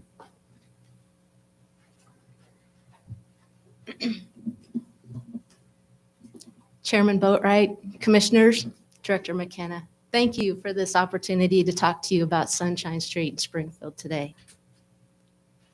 We have 4 projects programmed for Sunshine Street that include 2 resurfacing projects, 1 ADA project, and 1 safety and operational improvement project, with a total investment of $10.7 million in the corridor. And today I want to focus on the safety and operational improvement project, J8S 3133. Our project limits are from Glenstone Avenue to Farm Road 199. It's a total length of 4.2 miles. And our project goals are to improve safety, reliability, signal operation, and pedestrian access.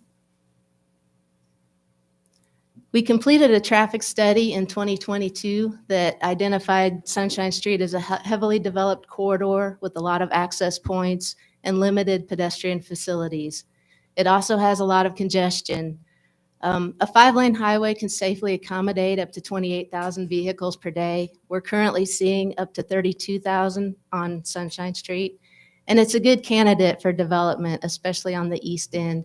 We're projecting traffic to grow up to 36,500 vehicles per day. When we looked at the total crashes on Sunshine Street and our project limits for the 5-year period of 2016 to 2020, we identified 728 crashes in MoDOT's database, and we found an additional 297 crashes that are not in MoDOT's database. These are reported to the Springfield Police Department that they cannot or will not respond to. They're typically property damage only crashes, and they're reported for insurance purposes. When we calculated the crash rate for Sunshine Street, we found that it was more than twice the statewide crash rate for a 5-lane highway. And this was alarming to our team. This is the 4th 5-lane highway that we've looked at in Springfield. And Sunshine Street is just substantially higher than any of the other corridors that we've looked at. This graph just compares the statewide crash rate reflected in the light blue line with our project from Glenstone to Blackman Road, which is the more heavily developed part of the corridor, in the orange. And then we took one of the segments and calculated the crash rate for it, and that's between Mayfair Avenue and South Ingram Mill Road. And that's reflected by the dark blue line. And you can see that Sunshine Street is consistently higher than the crash rate for each year. And we have segments that are substantially higher than the crash rate. Crashes are impactful. They increase delay, added travel time through the corridor, challenges to access businesses during crashes. There's an increased cost associated with them with respect to property damage and medical injuries at times. And there's an increased exposure to our already taxed emergency responders. Our project goals are to improve safety and reliability, and one way to do that is to eliminate crashes, reduce crashes. By installing a raised median, we are eliminating opportunities for crashes by reducing the number of conflict points at a side road or access by 24 down to 5. It's widely known that raised medians are the most effective access management strategy on high-volume urban routes. They're known to reduce crash rates by 37% and reduce injury rates by 48%. Our strategy for Sunshine Street was to look at those higher crash rate segments that have proximity to a signal. We wanted to balance access to business with safety and traffic flow. And this resulted in 3/4 of a mile of disconnected raised median segments in the 4.2-mile corridor. We've completed a number of public involvement activities over the last 18 months, including a virtual public meeting, on-site business meetings, an economic impact study. We met with local emergency responders towards the end of last year, and they were very receptive and supportive to these improvements. And then we conducted a public hearing earlier this year. When we completed the traffic study, we took the proposed improvements out to the public through a 2-week virtual public meeting. We sent close to 200 letters to businesses and property owners inviting them to participate in this public meeting. And we had 724 people visit our project website. 38 provided written comments, and we received both a mix of support and concern for the proposed improvements. The Springfield Business Journal also did a poll last year, and the results of those were very reflective of the results we were seeing, with both a mixture of support and opposition. Because of the concern that we were receiving, we started scheduling on-site business meetings targeting those businesses that are within the raised median segments. And these were beneficial meetings with respect to meeting on-site, seeing how traffic flows through their business, listening to their concerns, and sometimes clearing up any misinformation they might have heard about the project. They also resulted in revisions to the proposed improvements to try to mitigate impacts. One of those revisions was we removed a segment of raised median. We also added 3 U-turn locations. 2 of those will have right turn lanes, which is a huge safety and operational improvement for the corridor. We also took one of the longer segments of raised medians and split it with a 3/4 access intersection to provide access to businesses on the south side. And then we reconsidered the closure of 2 driveways. In April 2023, during the Springfield City Council meeting, Director McKenna was able to attend that meeting, and we agreed to do an economic impact study for the project. We hired a consultant that had access to an economist with experience in these studies, and we did a literature review. We conducted more business meetings. We did a gap analysis, and then our economist identified impact tiers to determine the level of economic impact for our businesses. During the nationwide research, we looked at reports around the country where access management had been installed, and we found that many businesses with good access management maintain their economic vitality and often exceed past performance. To reach out to the businesses and gather data directly from them, we conducted a business survey and business roundtable meetings. We sent out over 300 questionnaires to the businesses. We also went door to door, inviting them to participate in the survey and the roundtable meetings. Even with that effort, we had a low participation rate with 37 responses to the survey, and 18 businesses participated in the roundtable meetings. When we did the gap analysis, we looked at 9 different locations on the corridor and found that there are many locations where people will wait multiple minutes to get an effective safe gap, to make a safe left turn into or out of a business. And in many cases, they're not waiting for that gap. Our economist identified tiers of possible impacts for this project. Tier 1, no negative economic impacts are expected. Tier 2, no notable economic impacts are expected. Tier 3, minor economic impacts could be expected. And Tier 4, considerable economic impacts could be expected. And Tier 2 might mean that businesses need to work with their neighbors to formalize a cross-access agreement. And we found in many cases they already have a verbal agreement. A Tier 3 might mean that they need to look at their signing or maybe the parking configuration on their parking lot to accommodate the raised medians.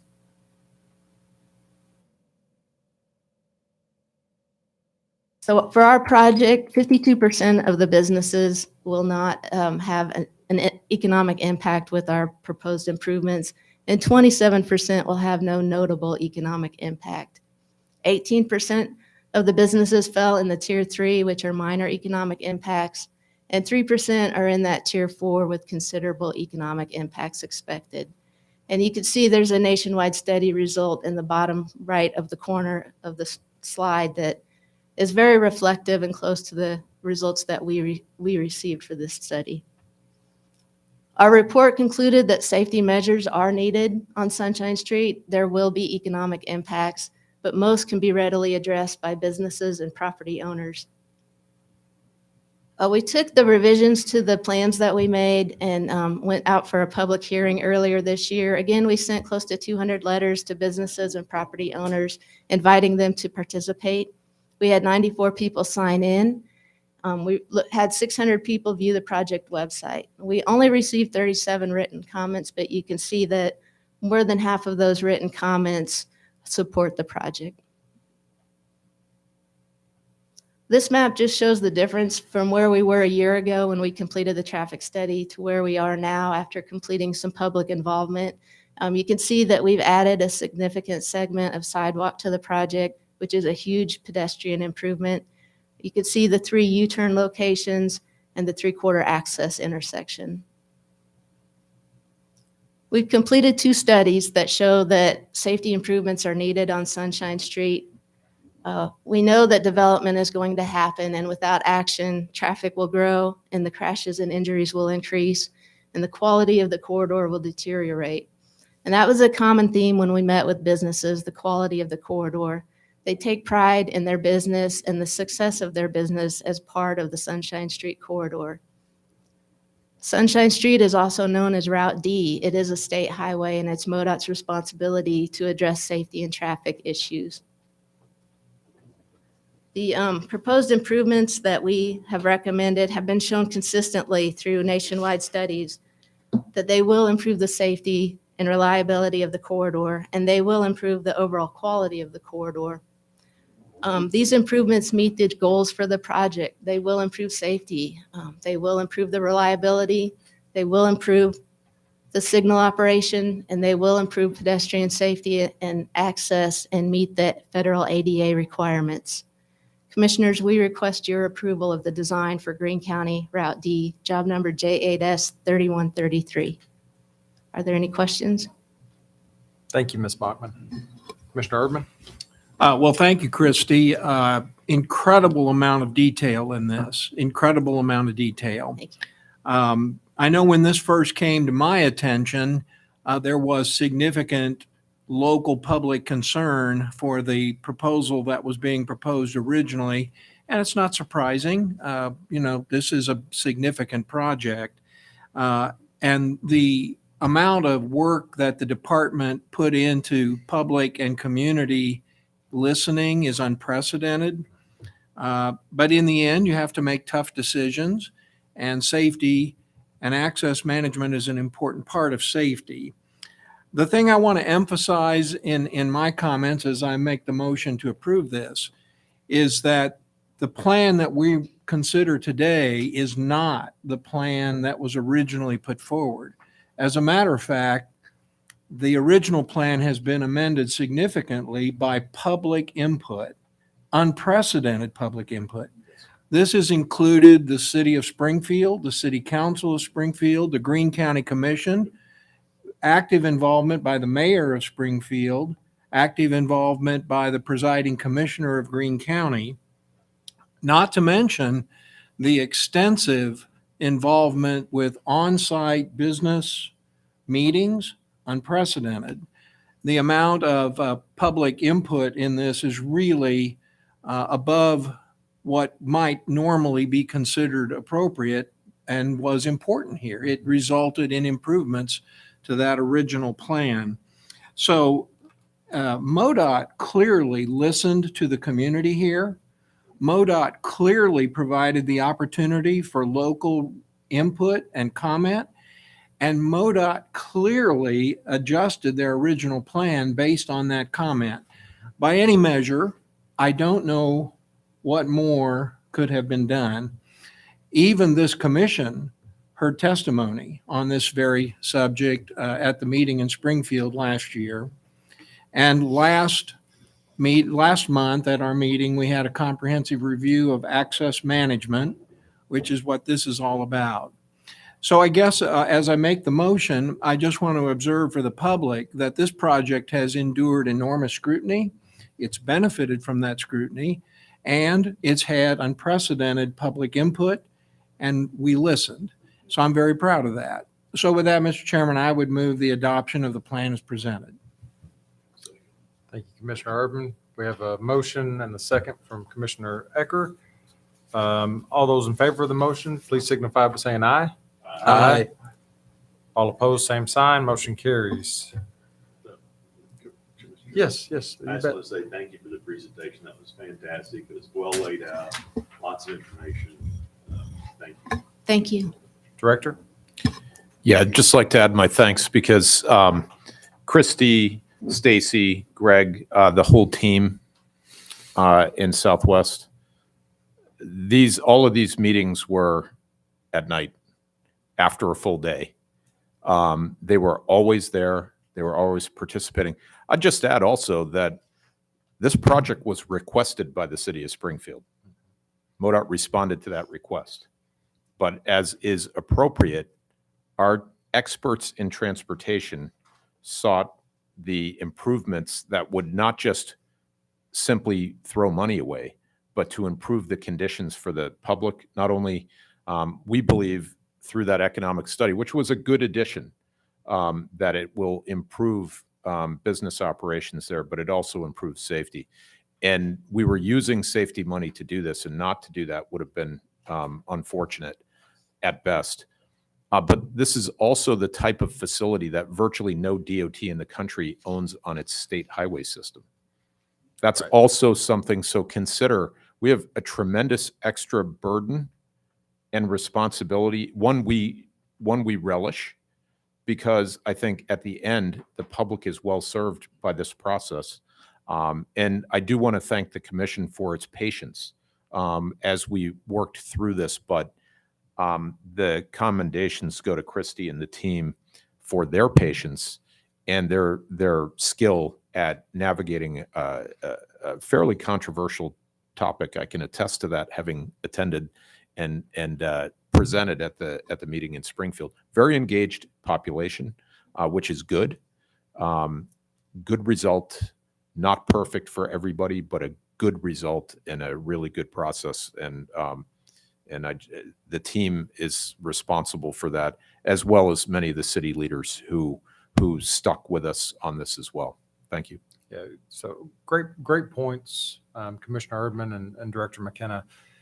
You know, that public process that you mentioned, a lot of times will yield a better product than what we had to begin with. So I'm thankful for the process that we have in the state of Missouri, and listening to the folks that are going to be impacted by these decisions, and also having a system that's set up to where this was not a decision of MoDOT, as the director pointed out, to address this location along that corridor. This was a requested item from the city of Springfield.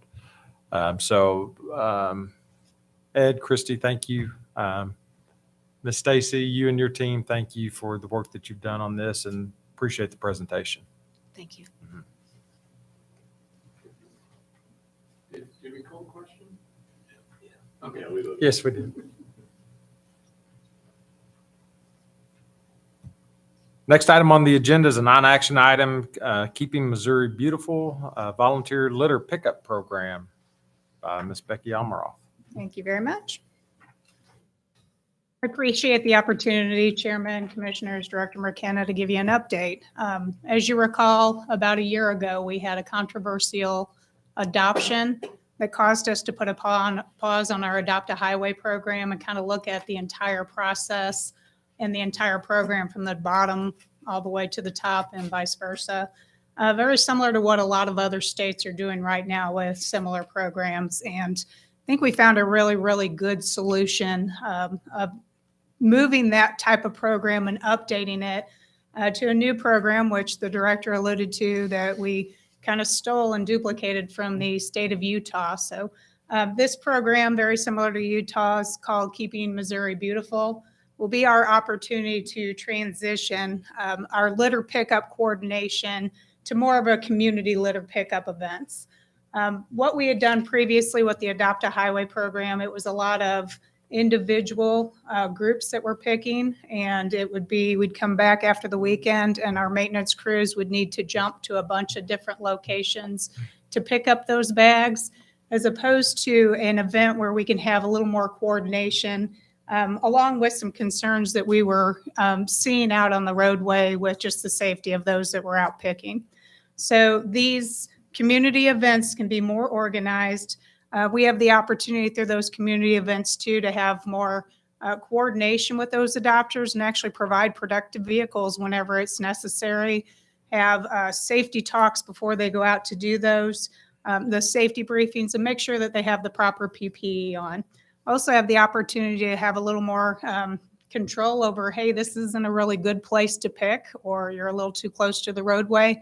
This is a really, really good place for this community event to take place.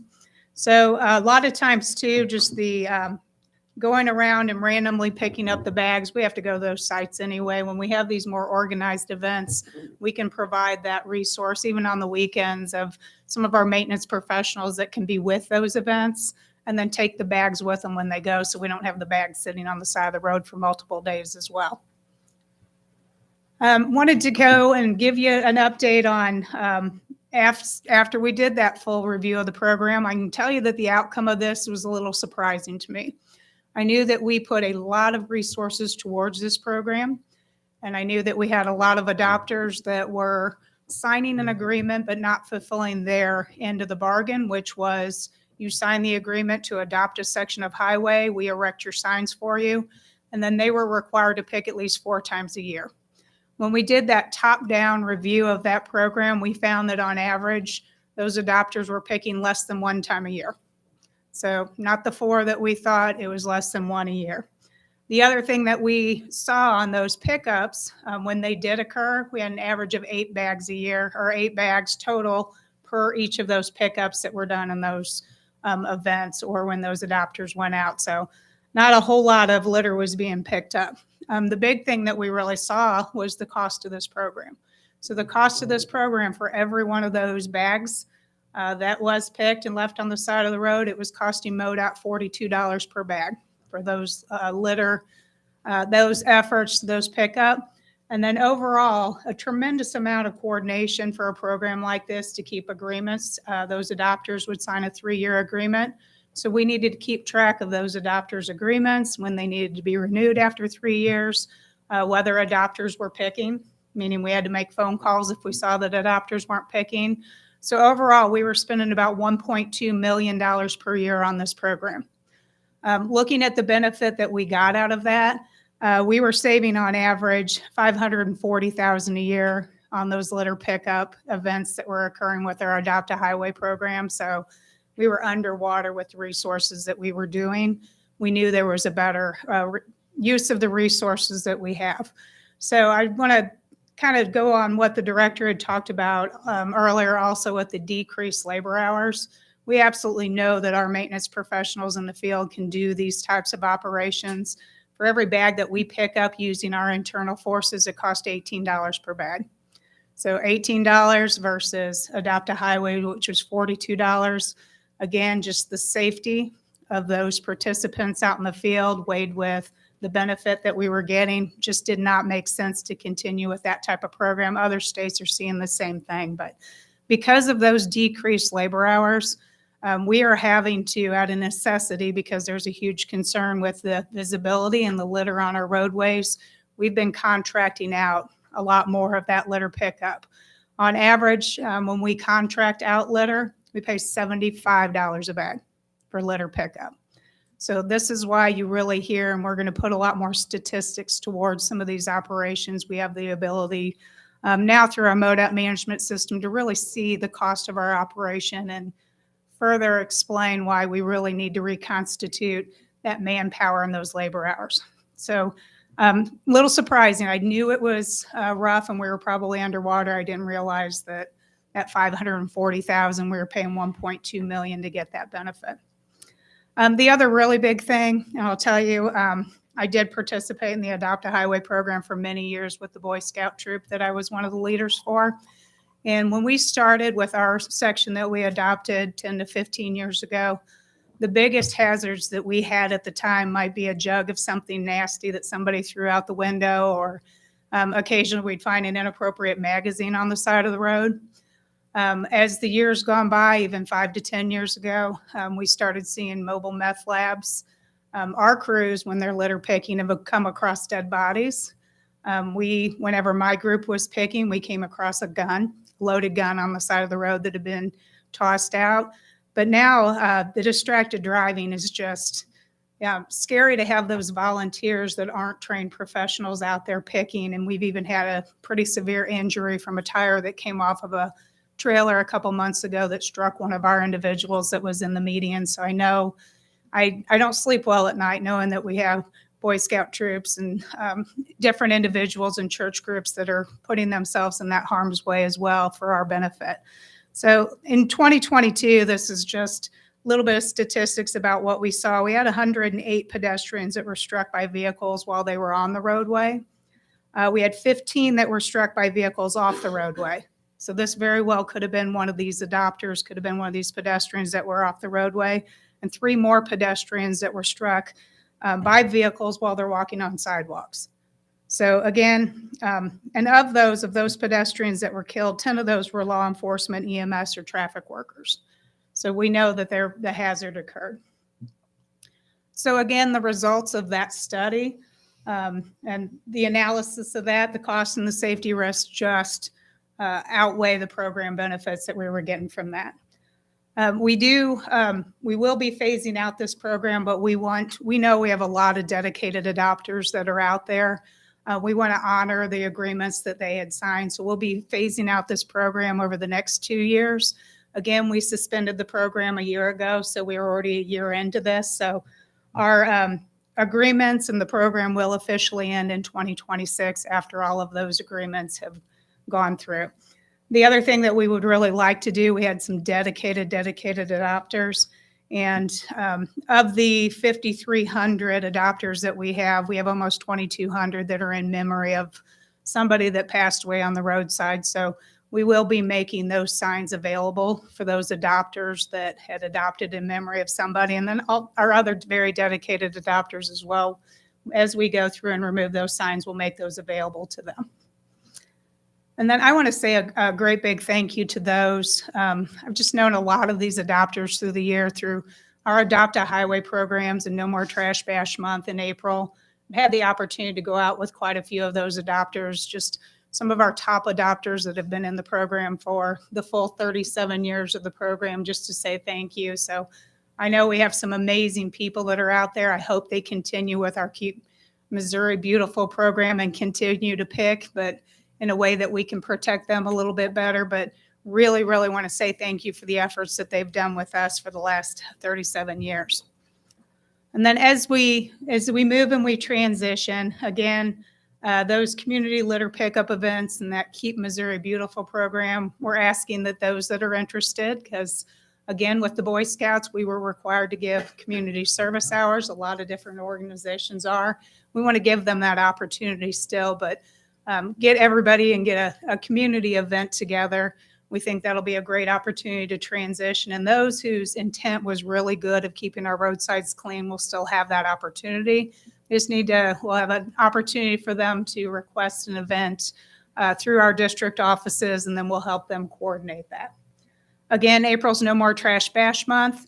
One of the things that's been exciting with this April No More Trash Bash Month, we're seeing across most of the districts some of these community-wide pickup events.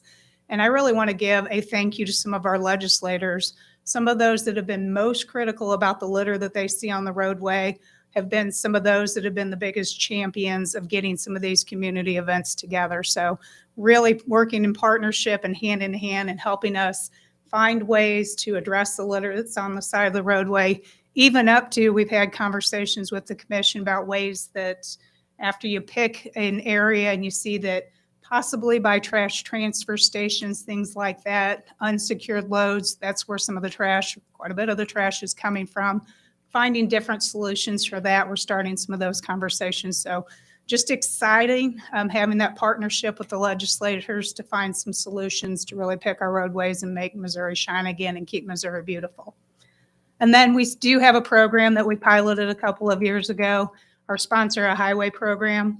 This is a no-cost program to MoDOT where businesses will sponsor a section of highway, and then one of our very trained, eligible, certified vendors actually does the pickup on the roadway. So we did a pilot a couple of years ago. We will be putting a request for proposal of bringing that beyond a pilot. So what questions can I ask for you? Answer. Commissioner Ecker. Becky, thank you for that report and update and where we've been and where we're going. And I want to reiterate what you said. Thanks to all the people that did pick up trash. And I'm just so glad that we're finding another avenue that those people that are dedicated will still have the opportunity. I know that there's been challenges but like out in the rural area where I live, it's really important to some of those people, and they don't have the challenges that they have maybe in the urban area. So it's fantastic that there's going to be an opportunity for them, because I think that they'll participate. So Great. thanks a lot. Great work. Appreciate Commissioner that. Hageman? Thank you, Mr. Chairman. Ditto. Yeah, I think there's great opportunities. I'm actually excited about some of these opportunities. I look forward to Marty telling me when we've got an event up in the Northwest region to go to. And, but on the sponsor highway, typically is there various amounts that companies put forth, or is there a set amount that they put forth? And can you share that with us? Absolutely. It depends on the size. Okay. A lot of times the sponsorship will include a very integrated or a cloverleaf interchange that's close to a business. So it varies in price, but it's typically between $500 and $1,200 a month. And that company will go pick month. out the Okay. pick within that agreement is once a month. So it's a Okay. lot more intensive than, Yeah. it's the opportunity. We've had some larger companies across Missouri that have participated in those sponsorships, and it's the opportunity for the gateway to their business at an interchange to Sure. keep picked. And it's been a great pilot that we've done in Kansas City and St. Louis. It's just been St. Louis so far? Is that where the pilot has been? Yes, Okay. Kansas City and St. Louis. Yeah, okay. Good. Yep, thank you very much. Thank you. Becky, I'm Mr. not sure what's happening in Greene County on 13 north of 44, but it doesn't even look anything like it used to. I mean, they've got it cleaned up. It's great. You know, they've got a landfill about 7-8 miles north of town, and it's been a mess. But I'm telling you, the last time I've been in Springfield, it looks great. So That's great. kudos to whoever's taking care of that. Appreciate that. And I do. I'm kind of excited with the lens, the nationwide lens with the solar eclipse coming. I know the Southeast District has really put a tremendous amount of effort into picking up for that, almost $2 million already this year. And we have put, we're listening, although our resources are stretched thin and there's things that are not being accomplished, probably on the preventive maintenance side, but we have increased everything from around $8 to $9 million 2 years ago in litter pickup. Last year, we spent $13.6 million. But again, that comes at a cost. That was some of those increased litter contracts. If we could just reconstitute that workforce and those labor hours for $18 a bag, that is a bargain. Commissioner Hageman? Yeah, great report, Becky. And I think everybody in the room knows how I am about the trash. But it's mainly because this is something that our constituents really notice. And it's important, even in a constrained resource environment, that we do that. Now, a primary contributor to the problem are these trash haulers. Chris Redline knows this. These trash haulers who are heading to these landfills and don't cover their trucks, they're violating the law, and they're really trashing up our communities, and it's unacceptable. I hope that there might be some legislation that could be considered that would increase the fines for these illegal and irresponsible trash haulers. I know that DNR currently has a landfill fee that's used for a variety of things, and it seems appropriate to me that there should be an additional fee to offset to us the cost of going out cleaning up the mess that these law violators create when they don't cover their trucks. I know that those aren't easy things to do, and it takes legislation. I hope the department might think about some of those things. I was really interested and surprised at the large differential between the $42 a bag that you attribute to the Adopt a Highway, which great program, thanks to those people, not the safest and not the best way to do it anymore. We got to have a safer and a better way, and what you've come up with makes sense. But what explains the enormous differential between the $42 a bag that we see for the Adopt a Highway versus the $18 when we do it? That's a big difference. What drives that? One of the biggest contributing factors of resources is just the resources to administer the program, which actually a lot of professionals that do that, but the largest cost is the signs that we erect. So that's the significant difference is this. Correct. And you're getting ready to see a presentation by Tom Honig, and you'll just see some of those costs to put those signs in. It's It's bigger than you think. Well, there's a lesson to be learned in that. Thank you. Appreciate it. Thank you. Thank you.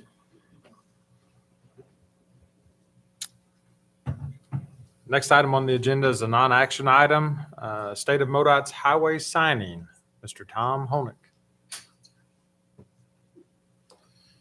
Morning, Chairman, Commissioners, Director. Thank you for the opportunity to give you an update on the state of highway signing in Missouri. MoDOT has made a significant investment in highway signs to guide traffic across our roadways efficiently. We have over 705,000 individual highway signs on our system. That equates to over 168,000 acres of sign surface area. It's a significant amount. In today's MoDOT dollars for installation and materials, that's approximately $700 million worth of investment in our signing. While we have a very large number of signs, the signs themselves are very large. As you've kind of had a little bit of a taste out in the parking lot of some of the signs, but they are much larger in many cases than what we were able to display. Even some of the smaller signs, signs like Missouri welcomes you, that don't look all that large, when you stand next to them are very large. And that's all about legibility. You only have a few seconds from a moving car to see this information and digest that. So signs are a huge investment. We deploy a significant number of sizes and types of signs on the highway, from small chevrons that may only be $340 to install, to our large overhead guide signs that could be $170,000 for the sign of the truss or greater to install. And that large overhead guide sign could be large enough to actually hide a full-size semi-truck behind. So to give you a sense of scale, they are very large indeed. While our MoDOT crews are by far the most cost-effective means to install and maintain our highway signs, as Director has mentioned, we do not have the resources today that we've had in the past to do that. So we're utilizing more and more contractor resources to accomplish that. That does come at a cost penalty. A couple examples here: a 36-inch stop sign that would be on a 2-lane road. Contractor cost is almost twice that of a MoDOT cost to install. As the signs get larger and more complex, those costs increase. In a guide sign such as this, a contractor cost is going to be about 3 times that of MoDOT to install. There are a lot of reasons we have to maintain or replace signs besides just age. Vehicle impacts, roadway vehicle departures, a lot of times they hit our signs. This is something that we have to fix before we do routine sign maintenance. To give you an example of that impact, St. Louis sees on average 4 signs hit per day, a total of 1,300 signs per year that they have to go out and repair before they can do routine sign maintenance. Storm damage, high winds can blow over our guide signs. Again, we have to go out and repair those, not only to get that sign back in visibility aspects, but the sign that's sitting in that situation is a hazard to the public. So we have to go out there and repair that. Vandalism and theft are some other aspects that we have to deal with. Signs in rural areas a lot of times become target practice. Urban areas, graffiti backgrounds for artists. But also sign theft is another significant issue we have to deal with. We have people that steal signs for souvenirs in their dorm room, in the back of their garage, or in some cases with signs like Route 66, they're very popular. They steal them and try to sell them online. To give it a little bit aspect of that, Osage County Maintenance Building replaced 150 signs last year. 125 of those were stolen. And of those 125, 25 were stop signs. They're priority 1, mission critical, very safety sensitive to the public. The primary reason we have to replace signs, though, is age. They simply have a defined lifespan. Currently, with our technology right now, they're lasting 15 to 20 years, depending on how they're oriented facing the sun. The guide signs that you hear most about from the public, the legislators, and that you see are very high profile. They're out there right in front of us, but it's an age issue. The key thing to remember is these large guide signs that catch so much attention only represent less than 3% of the 705,000 signs that we have to maintain. Our public actually views this as doing a very good job. Based on the 2023 Customer Service Satisfaction Survey, we're scoring very high on our sign quality and condition of our signs. It just happens that our guide signs are very high profile and very easy to see, so they catch a lot of attention. This is not to say that we are in a position where we believe we should be with sign maintenance. We still have a lot of room to go. We do track in our division tracker signs installed by our crews. With a 15-year sign life, we should be replacing approximately 7% of our signs every year to maintain a suitable level of service. As you can see, we are falling below that in some cases. Now, this only shows what our sign crews are doing and not what our contractors are installing for us. So this is just a little bit skewed in that regard. When signs are damaged, we have a priority system that we have to address above and beyond just routine sign maintenance. These 6 signs are what we consider priority 1 signs. When a crew is notified of a damaged sign, they have to drop everything, day, night, holiday, and weekend, to go fix that. Those are very critical and safety impact to the public. We have a series of priority 2 signs that have to be repaired after the priority 1s, only during normal business days, but above every other priority. There's a significant number of those between the regulatory and warning signs. And so as those get damaged, they have to focus on those before they can do routine work. And then the priority 3 signs, damage signs, the balance of the regulatory and warning, and our guide signs, the brown, blue, and green guide signs that have to be done, again, if they're damaged before they can do routine maintenance. We inspect all our signs across the state. We do that 50% of the counties per year. And in those counties that we inspect, we'll drive every road, look at every sign, and evaluate its condition. We have an inspection tool where we record those inspections, whether they're sufficient or insufficient. And if they're insufficient, we know what type of work needs to be done. And the system will generate work orders for that. And that group of work orders constitutes the sign effort for that upcoming year, in addition to all the knockdown and other damage that they have to deal with. We do those inspections at night because the sign visibility at night is by far the most critical, as shown in this example. Daytime, you'd say, oh, I need to replace the street name sign. But at night, the priority one-way sign is the most critical and needs to be repaired immediately. There are other things we have to look at. Color conveys a lot of information to the motorist. Stop signs have to be red. They can't be orange or pink. Historic Route C6 signs should be brown, not purple. So just like everything else, sun fades.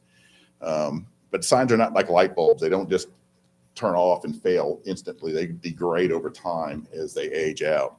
And so we have over 200 inspectors across the state that evaluate signs, and they have to use their personal judgment to determine at what point the sign is still performing but has dropped below the level of performance. The guide signs that you see the most, hear the most about in Missouri, the primary failure mode is the sign legend. The letters on those signs are made of reflective sheeting that you have in front of you. They're cut out and they're stuck on that sign face. And it's simply a matter of that material reaching at the end of its life, sitting out in the sun and the cold and everything. The layers will start to break down. That top layer peels off, and where that layer peels off, it no longer retroflects. And so you end up with a sign that looks like the 83 South sign at the bottom. It just pieces of the letters shine.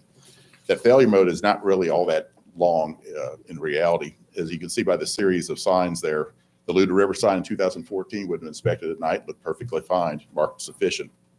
It wouldn't be inspected again until 2016. At that point, there was probably some signs that the letters were starting to fade and get a little bit dark, but it was still probably determined to be legible, so they passed it. But by 2018, when they went back to do the inspection, again, the sign was completely failed and way past its level of service. So this is just an example of how fast things can deteriorate with the signs. The signs on the 28,000 miles of our 2-lane road are maintained by the same crews that do pothole patching and mowing and picking up deer and litter. So it's a balance of where those resources are going to be used on what tasks. Most of it's handwork, hand tools, ladders. In some cases, they may have used a specialized piece of equipment to lift something heavier. But again, most of it's handwork with routine maintenance. On the freeways and expressways is a different story. While routine maintenance is doing more work on things like mile markers and stop signs at ramp terminals, the big guide signs that are catching a lot of attention require a lot larger and specialized pieces of equipment and a different skill set in our employees to do that. This is an example of I-270 in St. Louis years ago, where they had to close down the westbound lanes of the interstate on an early Sunday morning, route traffic down the outer road in order to complete the work. Large number of people properly stage at key locations to install that sign safely and efficiently, so that message could be displayed and the roadway opened back up to traffic. And that was just one sign, and they probably spent 5 or 6 hours that night to do that. We have used third-party resources to help manage our signs. The logo program was established in 1991, our TOS program in 2000, and those have been managed by our third-party logo contractors since their inception. In 2015, we expanded the program and gave them responsibility more over supplemental guide signs, traffic generators, college signs, state and federal signs, and welcome center affiliates. And then that took the workload of those signs from our crews off their plates, as well as the contract administration from our engineering staff. 2023, last year, we had additional signs, including memorial highway signs, so that to pull additional workload off our crews so they can focus on more critical signs.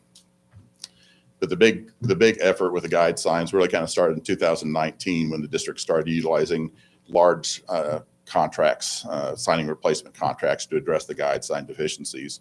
To date, we've spent about $20 million on that effort. And as you heard Kenny talk about, we have additional contracts coming online yet to continue that effort to supplement our crews' efforts to update those guide signs.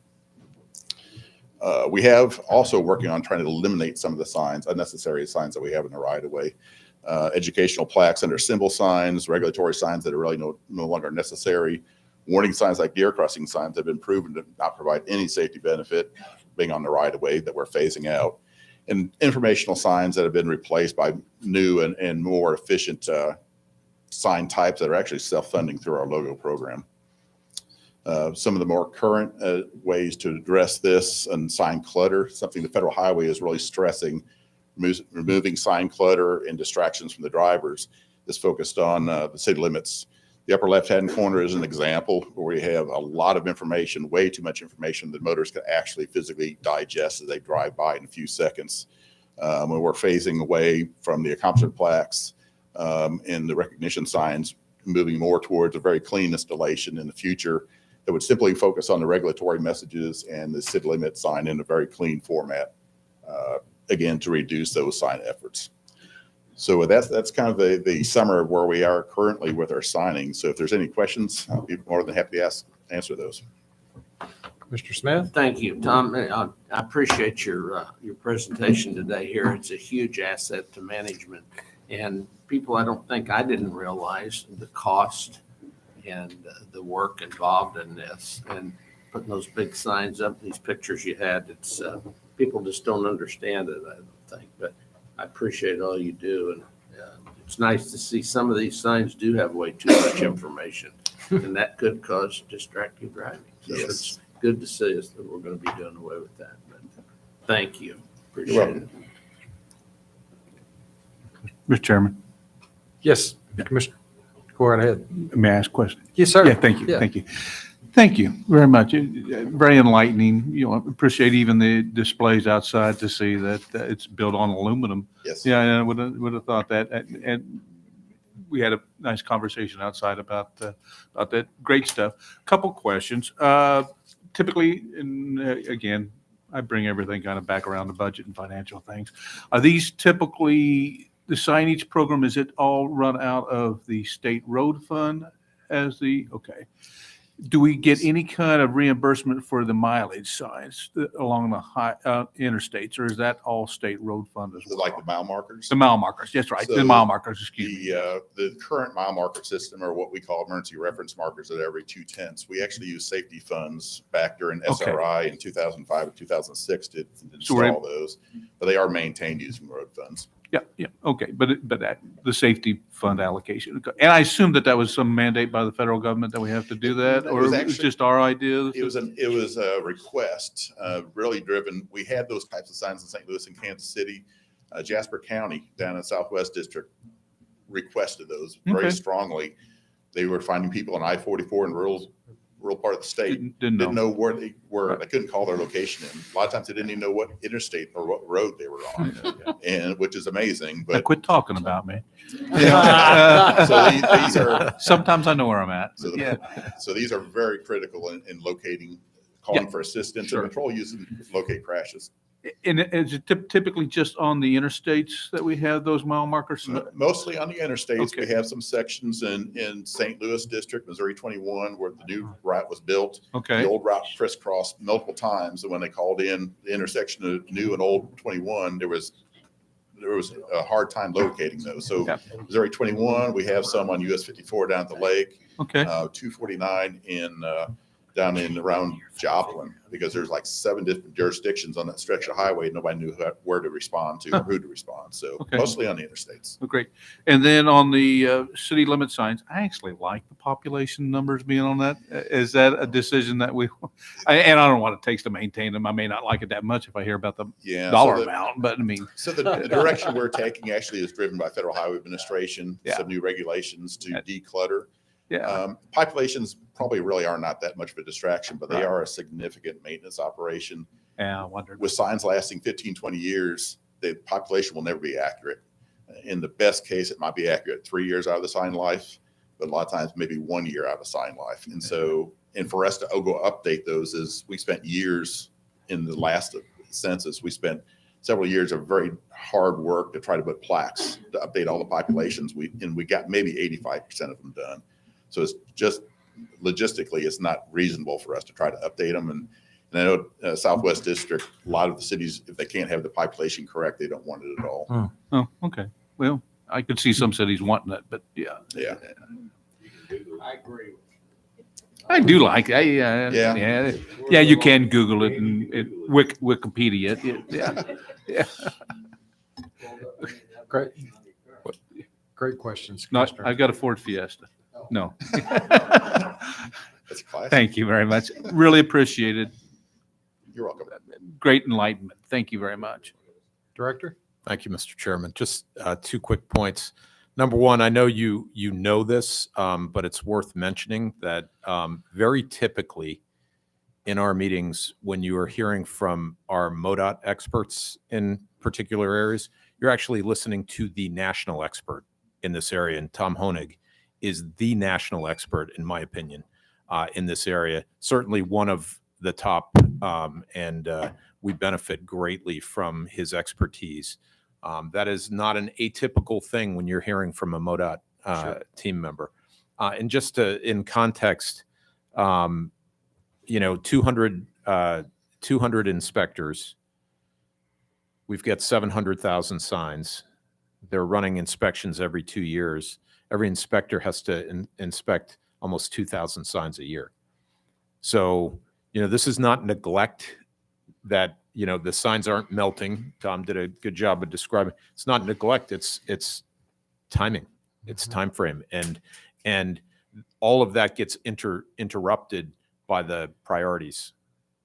So the routine maintenance that you'd like to be able to do is intercepted by people stealing signs and hitting them, and storm damage and things like that. So very, again, small amount of people doing a massive task for the state that is buried in our operating budget. Mostly, occasionally 450 signs in the letting. That's a fantastic thing. Takes a little pressure off, but that's a little pressure.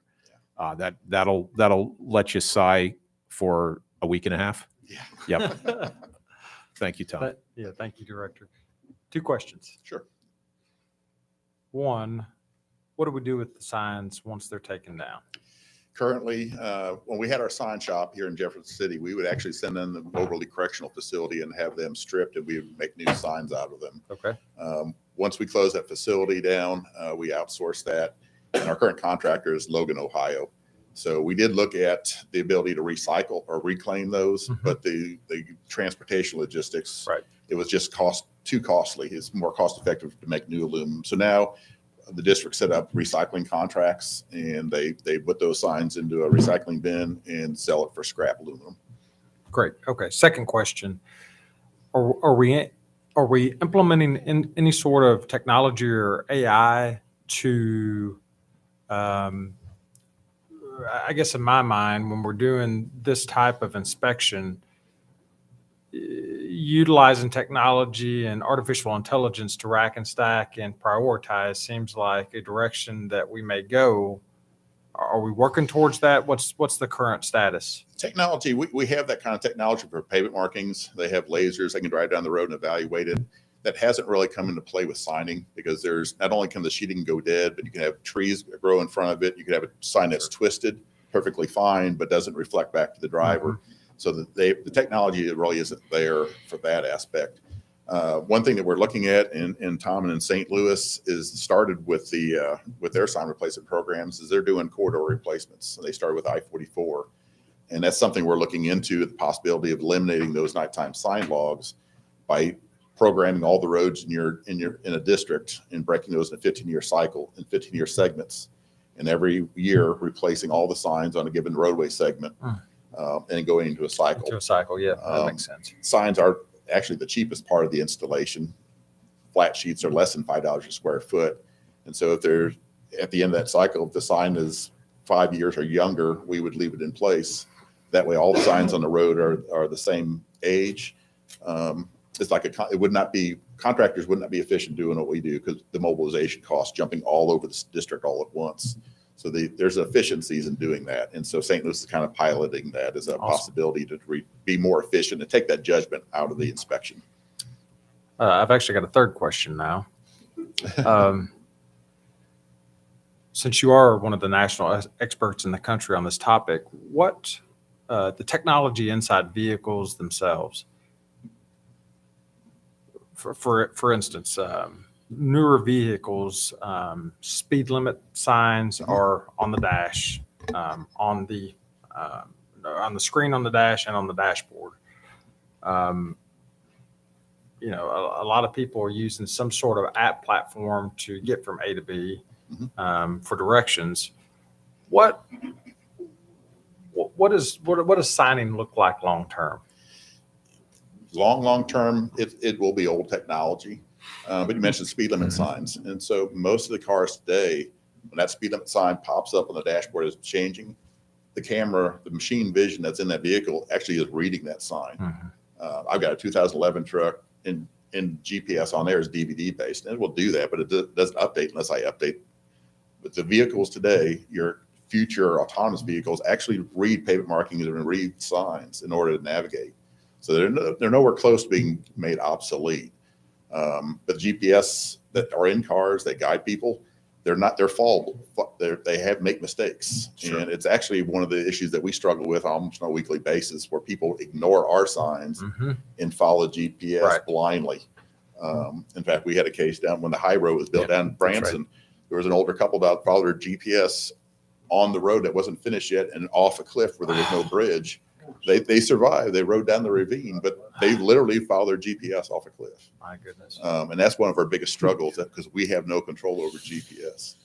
So signing is still going to be a major, significant part of roadway travel for decades to come, I would say.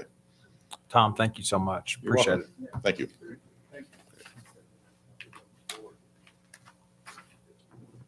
I didn't want to do so. Next item is a non-action item, update from MoDOT's External Civil Rights Division. Missy Sudell. Thank you, Chairman, Commissioners, Director McKenna. I'm here to provide you an update and overview of the roles and responsibilities of the External Civil Rights Division. As you can see from the org chart, our team is a small but dedicated group of 14 employees.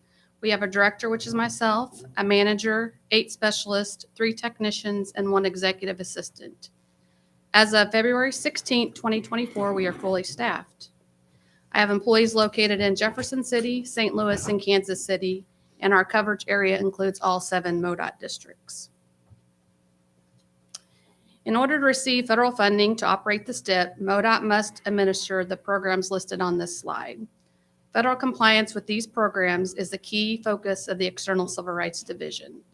Some of these programs include the Disadvantaged Business Enterprise Program, better known as the DBE program, which strives to create a level playing field on which DBEs can compete fairly with all firms in the transportation industry. An on-the-job training program, which focuses on training minorities, females, and economically disadvantaged individuals into the heavy highway industry.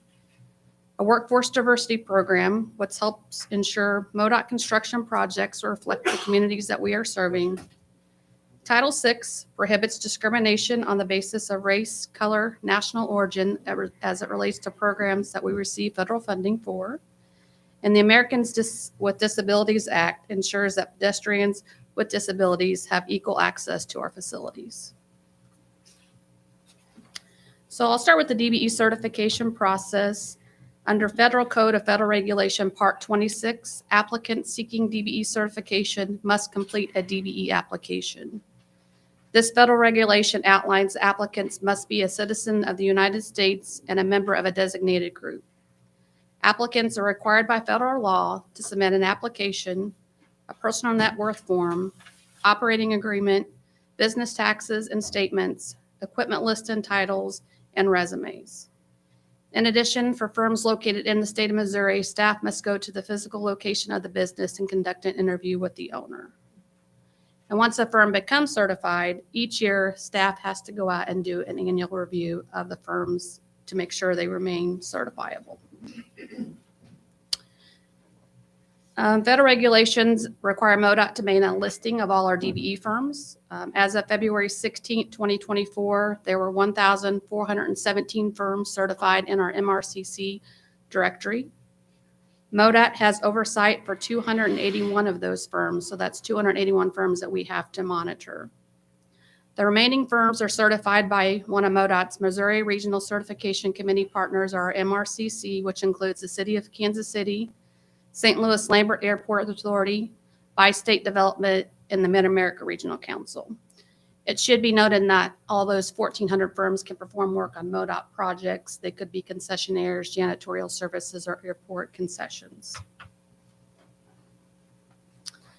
Another one of the goals that we are responsible for is looking at all construction, consultant, and design build projects to determine if a DBE goal should be placed on those projects.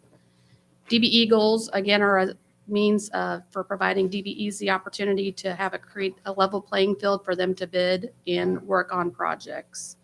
As indicated on this slide, under subcontracting opportunities, those are some of the work items we see our DBEs performing. In 2023, ECR reviewed and determined the appropriate DBE goal for approximately 862 construction, consultant, and design build projects. Availability study. In conjunction with setting project-specific goals, every 3 years, state transportation agencies such as MoDOT are required by federal regulations to set an overall DBE goal that they must either meet or show a good faith effort that they meet on an annual basis. Overall DBE goals are set separately for each modal agency for federal highway, federal transit, and federal aviation. Most recently, MoDOT consulted with Keen Independent Research to have an availability study done to help us determine what our federal overall DBE goal would be for 2024 through 2026. During the study, we engaged public involvement and spread the word regarding the availability study by email blast, updating our ECR website, having a dedicated website for the study, and discussing the pending study during any meetings that we are participating in. In February 2024, we held public meetings to discuss the results of the availability study. We held meetings in St. Louis, Kansas City, and also offered a virtual option.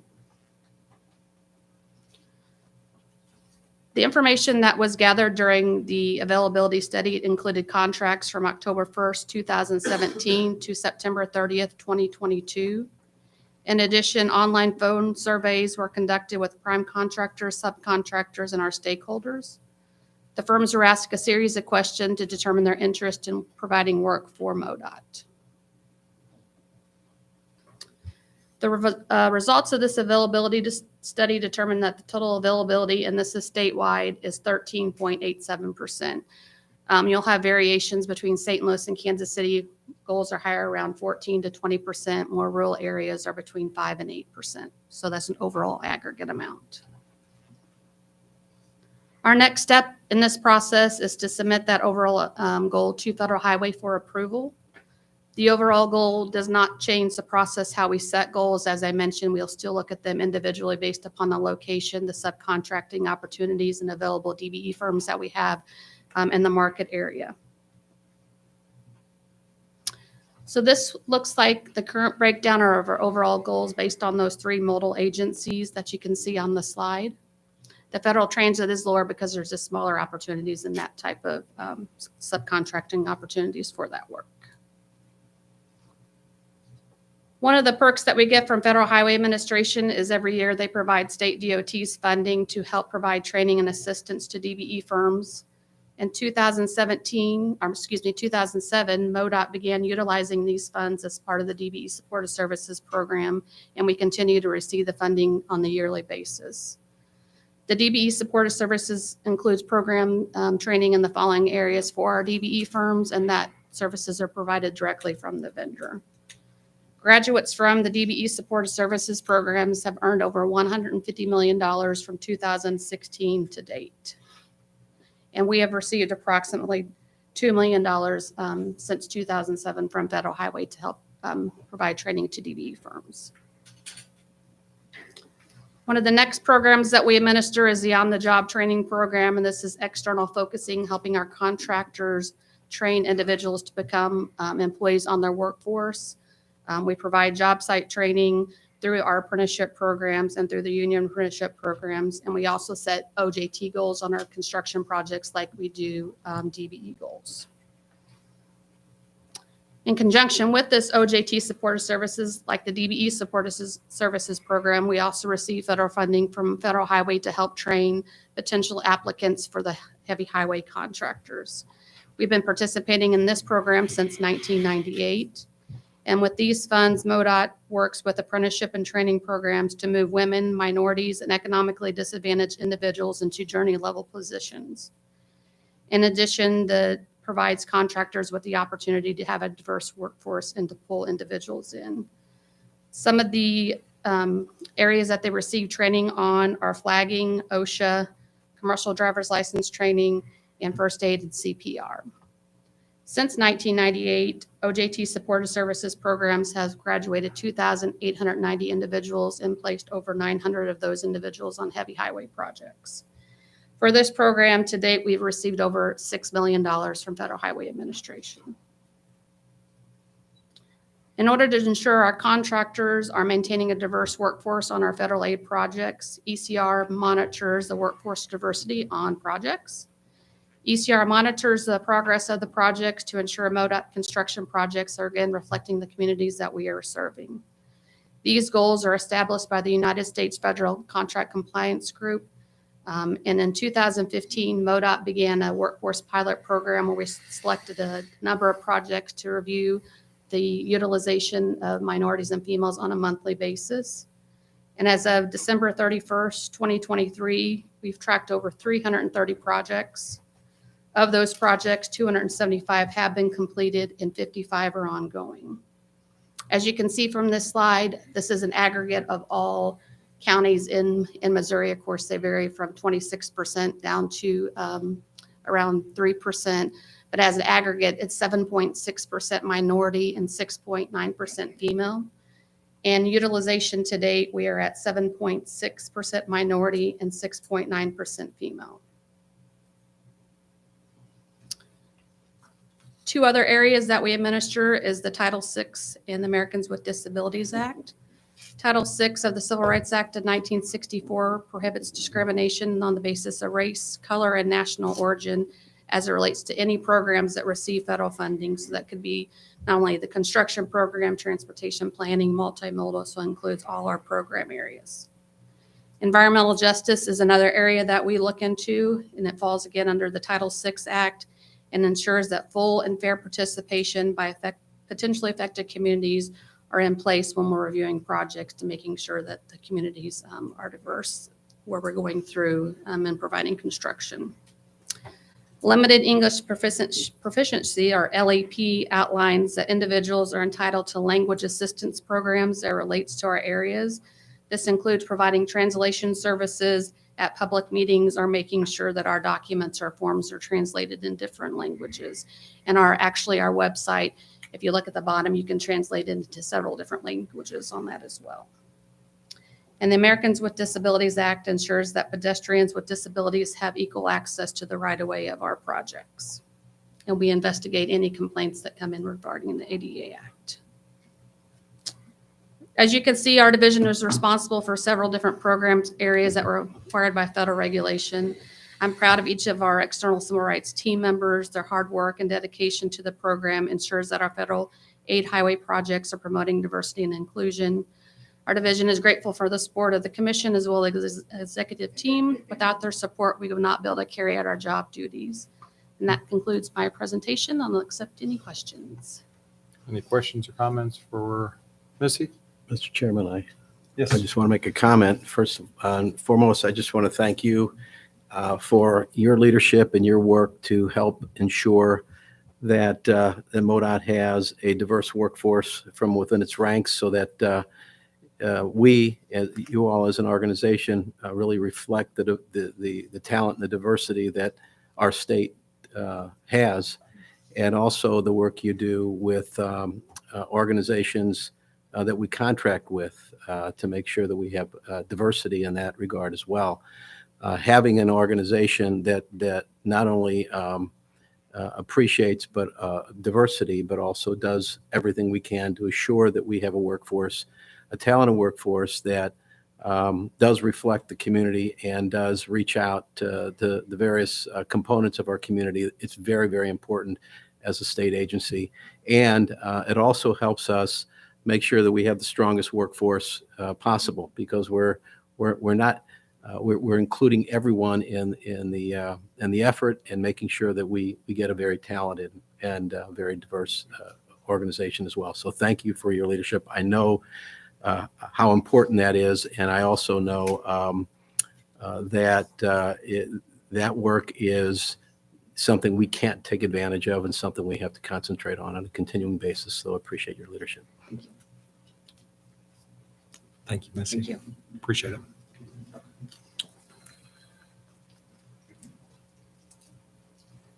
We're now going to move into our public comment period.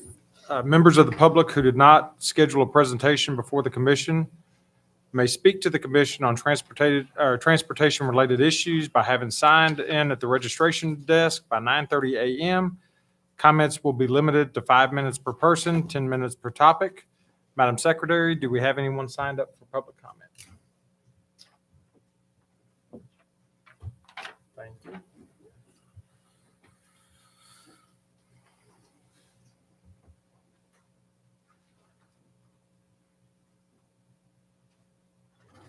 We do have one public comment request, Mr. Arnie Deinhoff.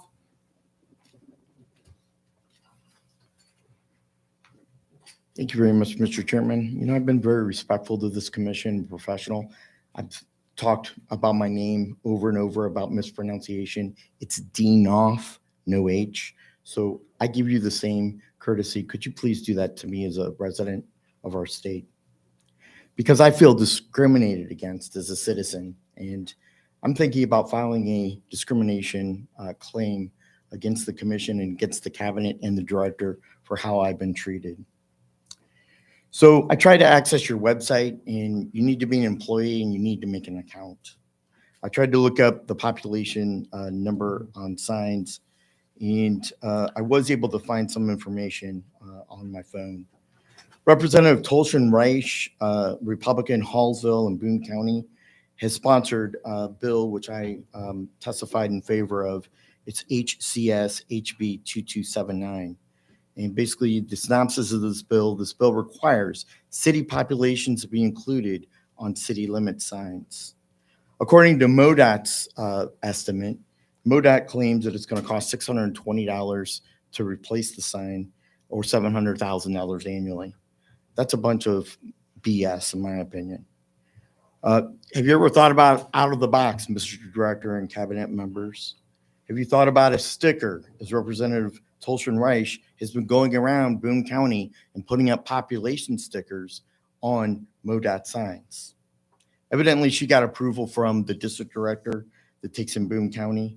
The Committee on Legislative Research and the Oversight Division of the General Assembly has stated on the record, zero fiscal note, zero fiscal impact on HCS HB 2279, which is pending in the Missouri State Senate. Now, let's get into the director. I'm glad that the Civil Rights Director is here because I feel discriminated against by Mr. McKenna and attacked by the director and his cabinet staff members. I feel discriminated when I come to these meetings on how I'm being treated as a citizen. You know, I'm running for Congress of the 3rd Congressional District, and I feel that I'm as important as each one of you. We're all important equally as 6 million Missourians. But the director thinks that he's above the hierarchy and above getting along with other people. Commission relations and the director relations with the General Assembly and the public need some grave and great improvement. I've been talking to legislators in the General Assembly this morning. There's a resolution sponsored by Representative Jim Murphy, South St. Louis County, which is calling for the immediate resignation and firing of Mr. McKenna.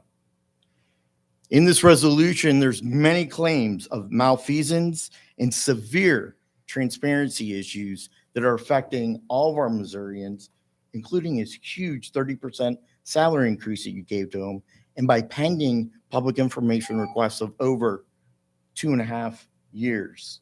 And your general counsel refuses to comply with Chapter 610 of the revised state statutes and cough up the information of Mr. McKenna's contract, his benefits, and what the terms are saying. I'm talking to legislators, and they are shocked at the demise of the operations and secrecy of this commission.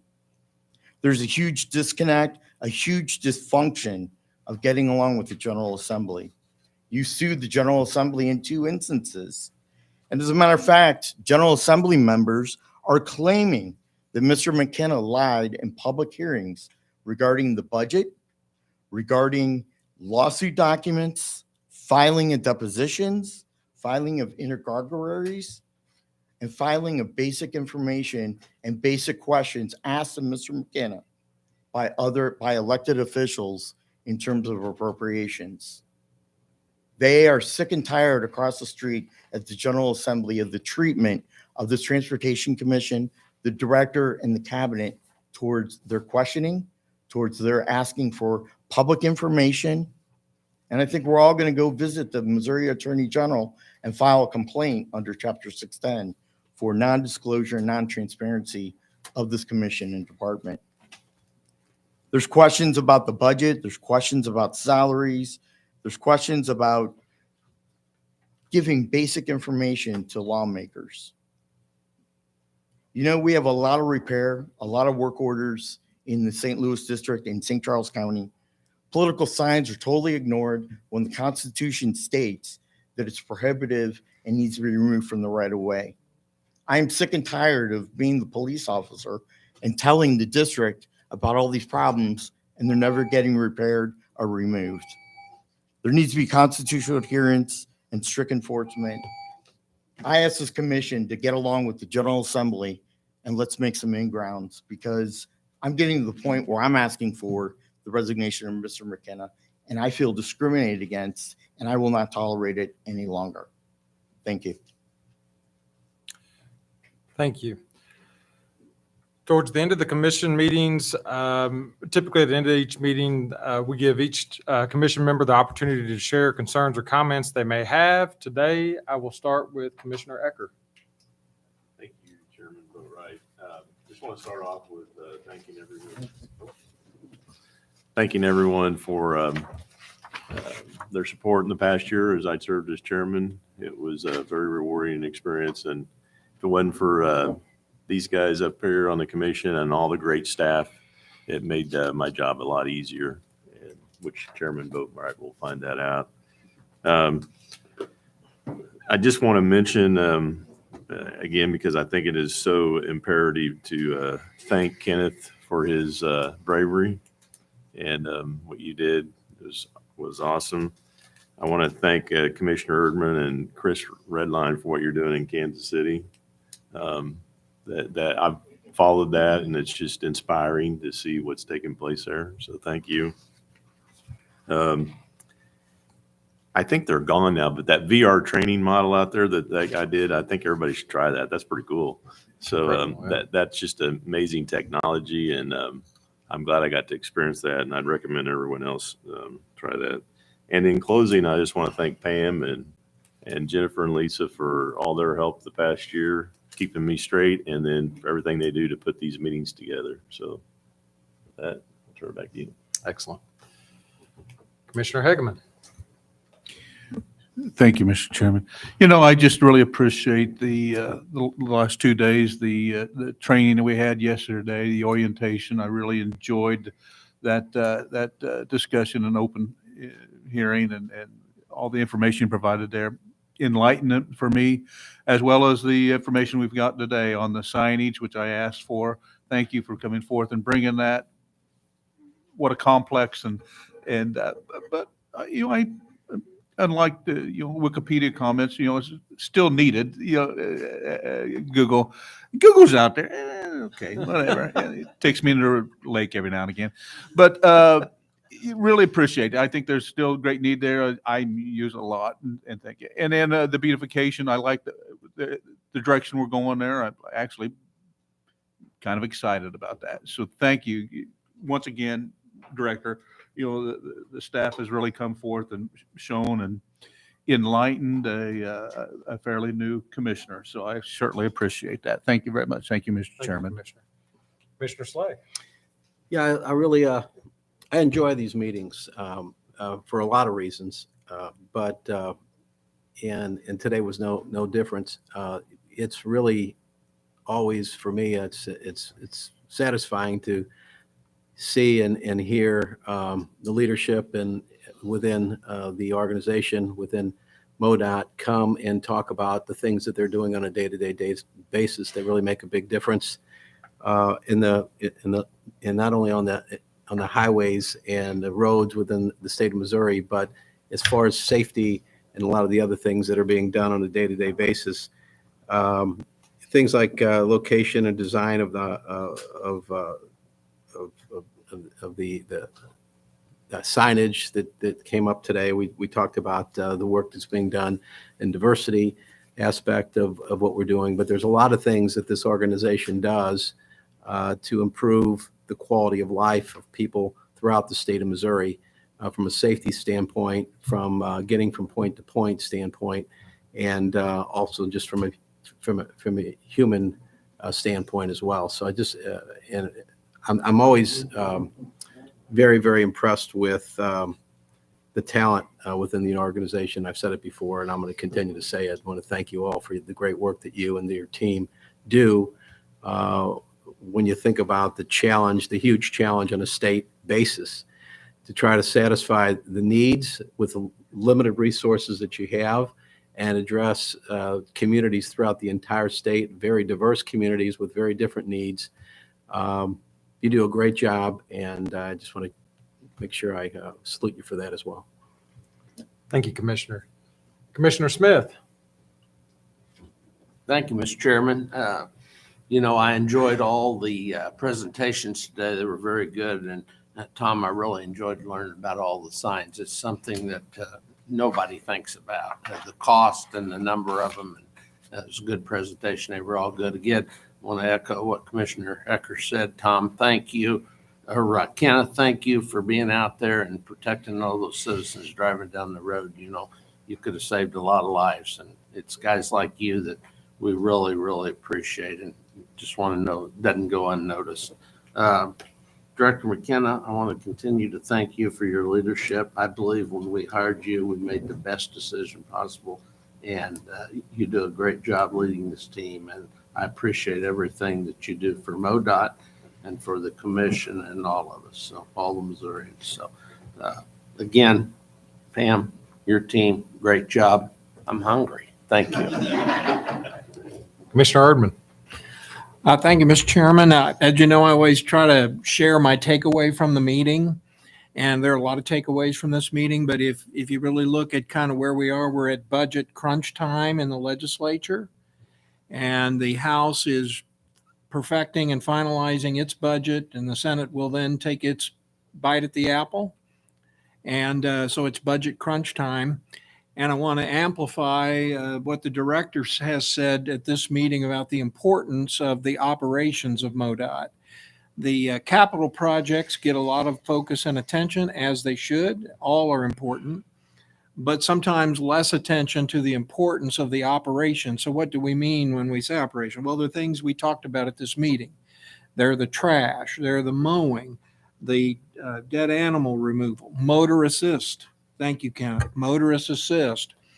I don't think anyone would suggest that those things are not as important as the capital projects. Those things take personnel, they take people. We've had a dramatic decrease in our man hours to do those things, and yet we do the best we can. So my takeaway from this meeting is how important operations are to the functioning of our highway system and how important the legislature should understand those things to be. Like Commissioner Smith, I want to thank Patrick for communicating to the legislature honestly and transparently. This morning, we got to witness that ourselves. An enormous amount of information was exchanged with members of the General Assembly at our coffee this morning. And I'd like to end by thanking Chairman Ecker for establishing the Coffee with Commissioners. At every meeting, we go to great lengths to communicate vital information to members of the General Assembly, and it's paying off, and you are to be thanked for that. So with that, Mr. Chairman, I'll conclude my remarks, and thank you for allowing me the opportunity. Well, thank you, Commissioner. How do you follow that up? This group is very engaged, and it's an exciting time to be in the roles that we're in, making with the partnership and the help of the General Assembly with the funding mechanisms that have been put into place over the last 3 years. We're in an incredible place in the state, and have a generational opportunity in front of us that we are absolutely going to capitalize on. And Director, just to echo the sentiments of the other commissioners, we appreciate the work that you and your team are doing, and really look forward to putting this value into the ground for Missourians. So as we move into adjournment, I want to make note that our next meeting is scheduled for May the 1st, 2024 here in Jefferson City. With that, I would entertain a motion. So moved. Second. A motion to adjourn. We have a motion and a second. All those in favor signify by saying aye. Aye. All opposed, same sign. Motion carries. Thank you.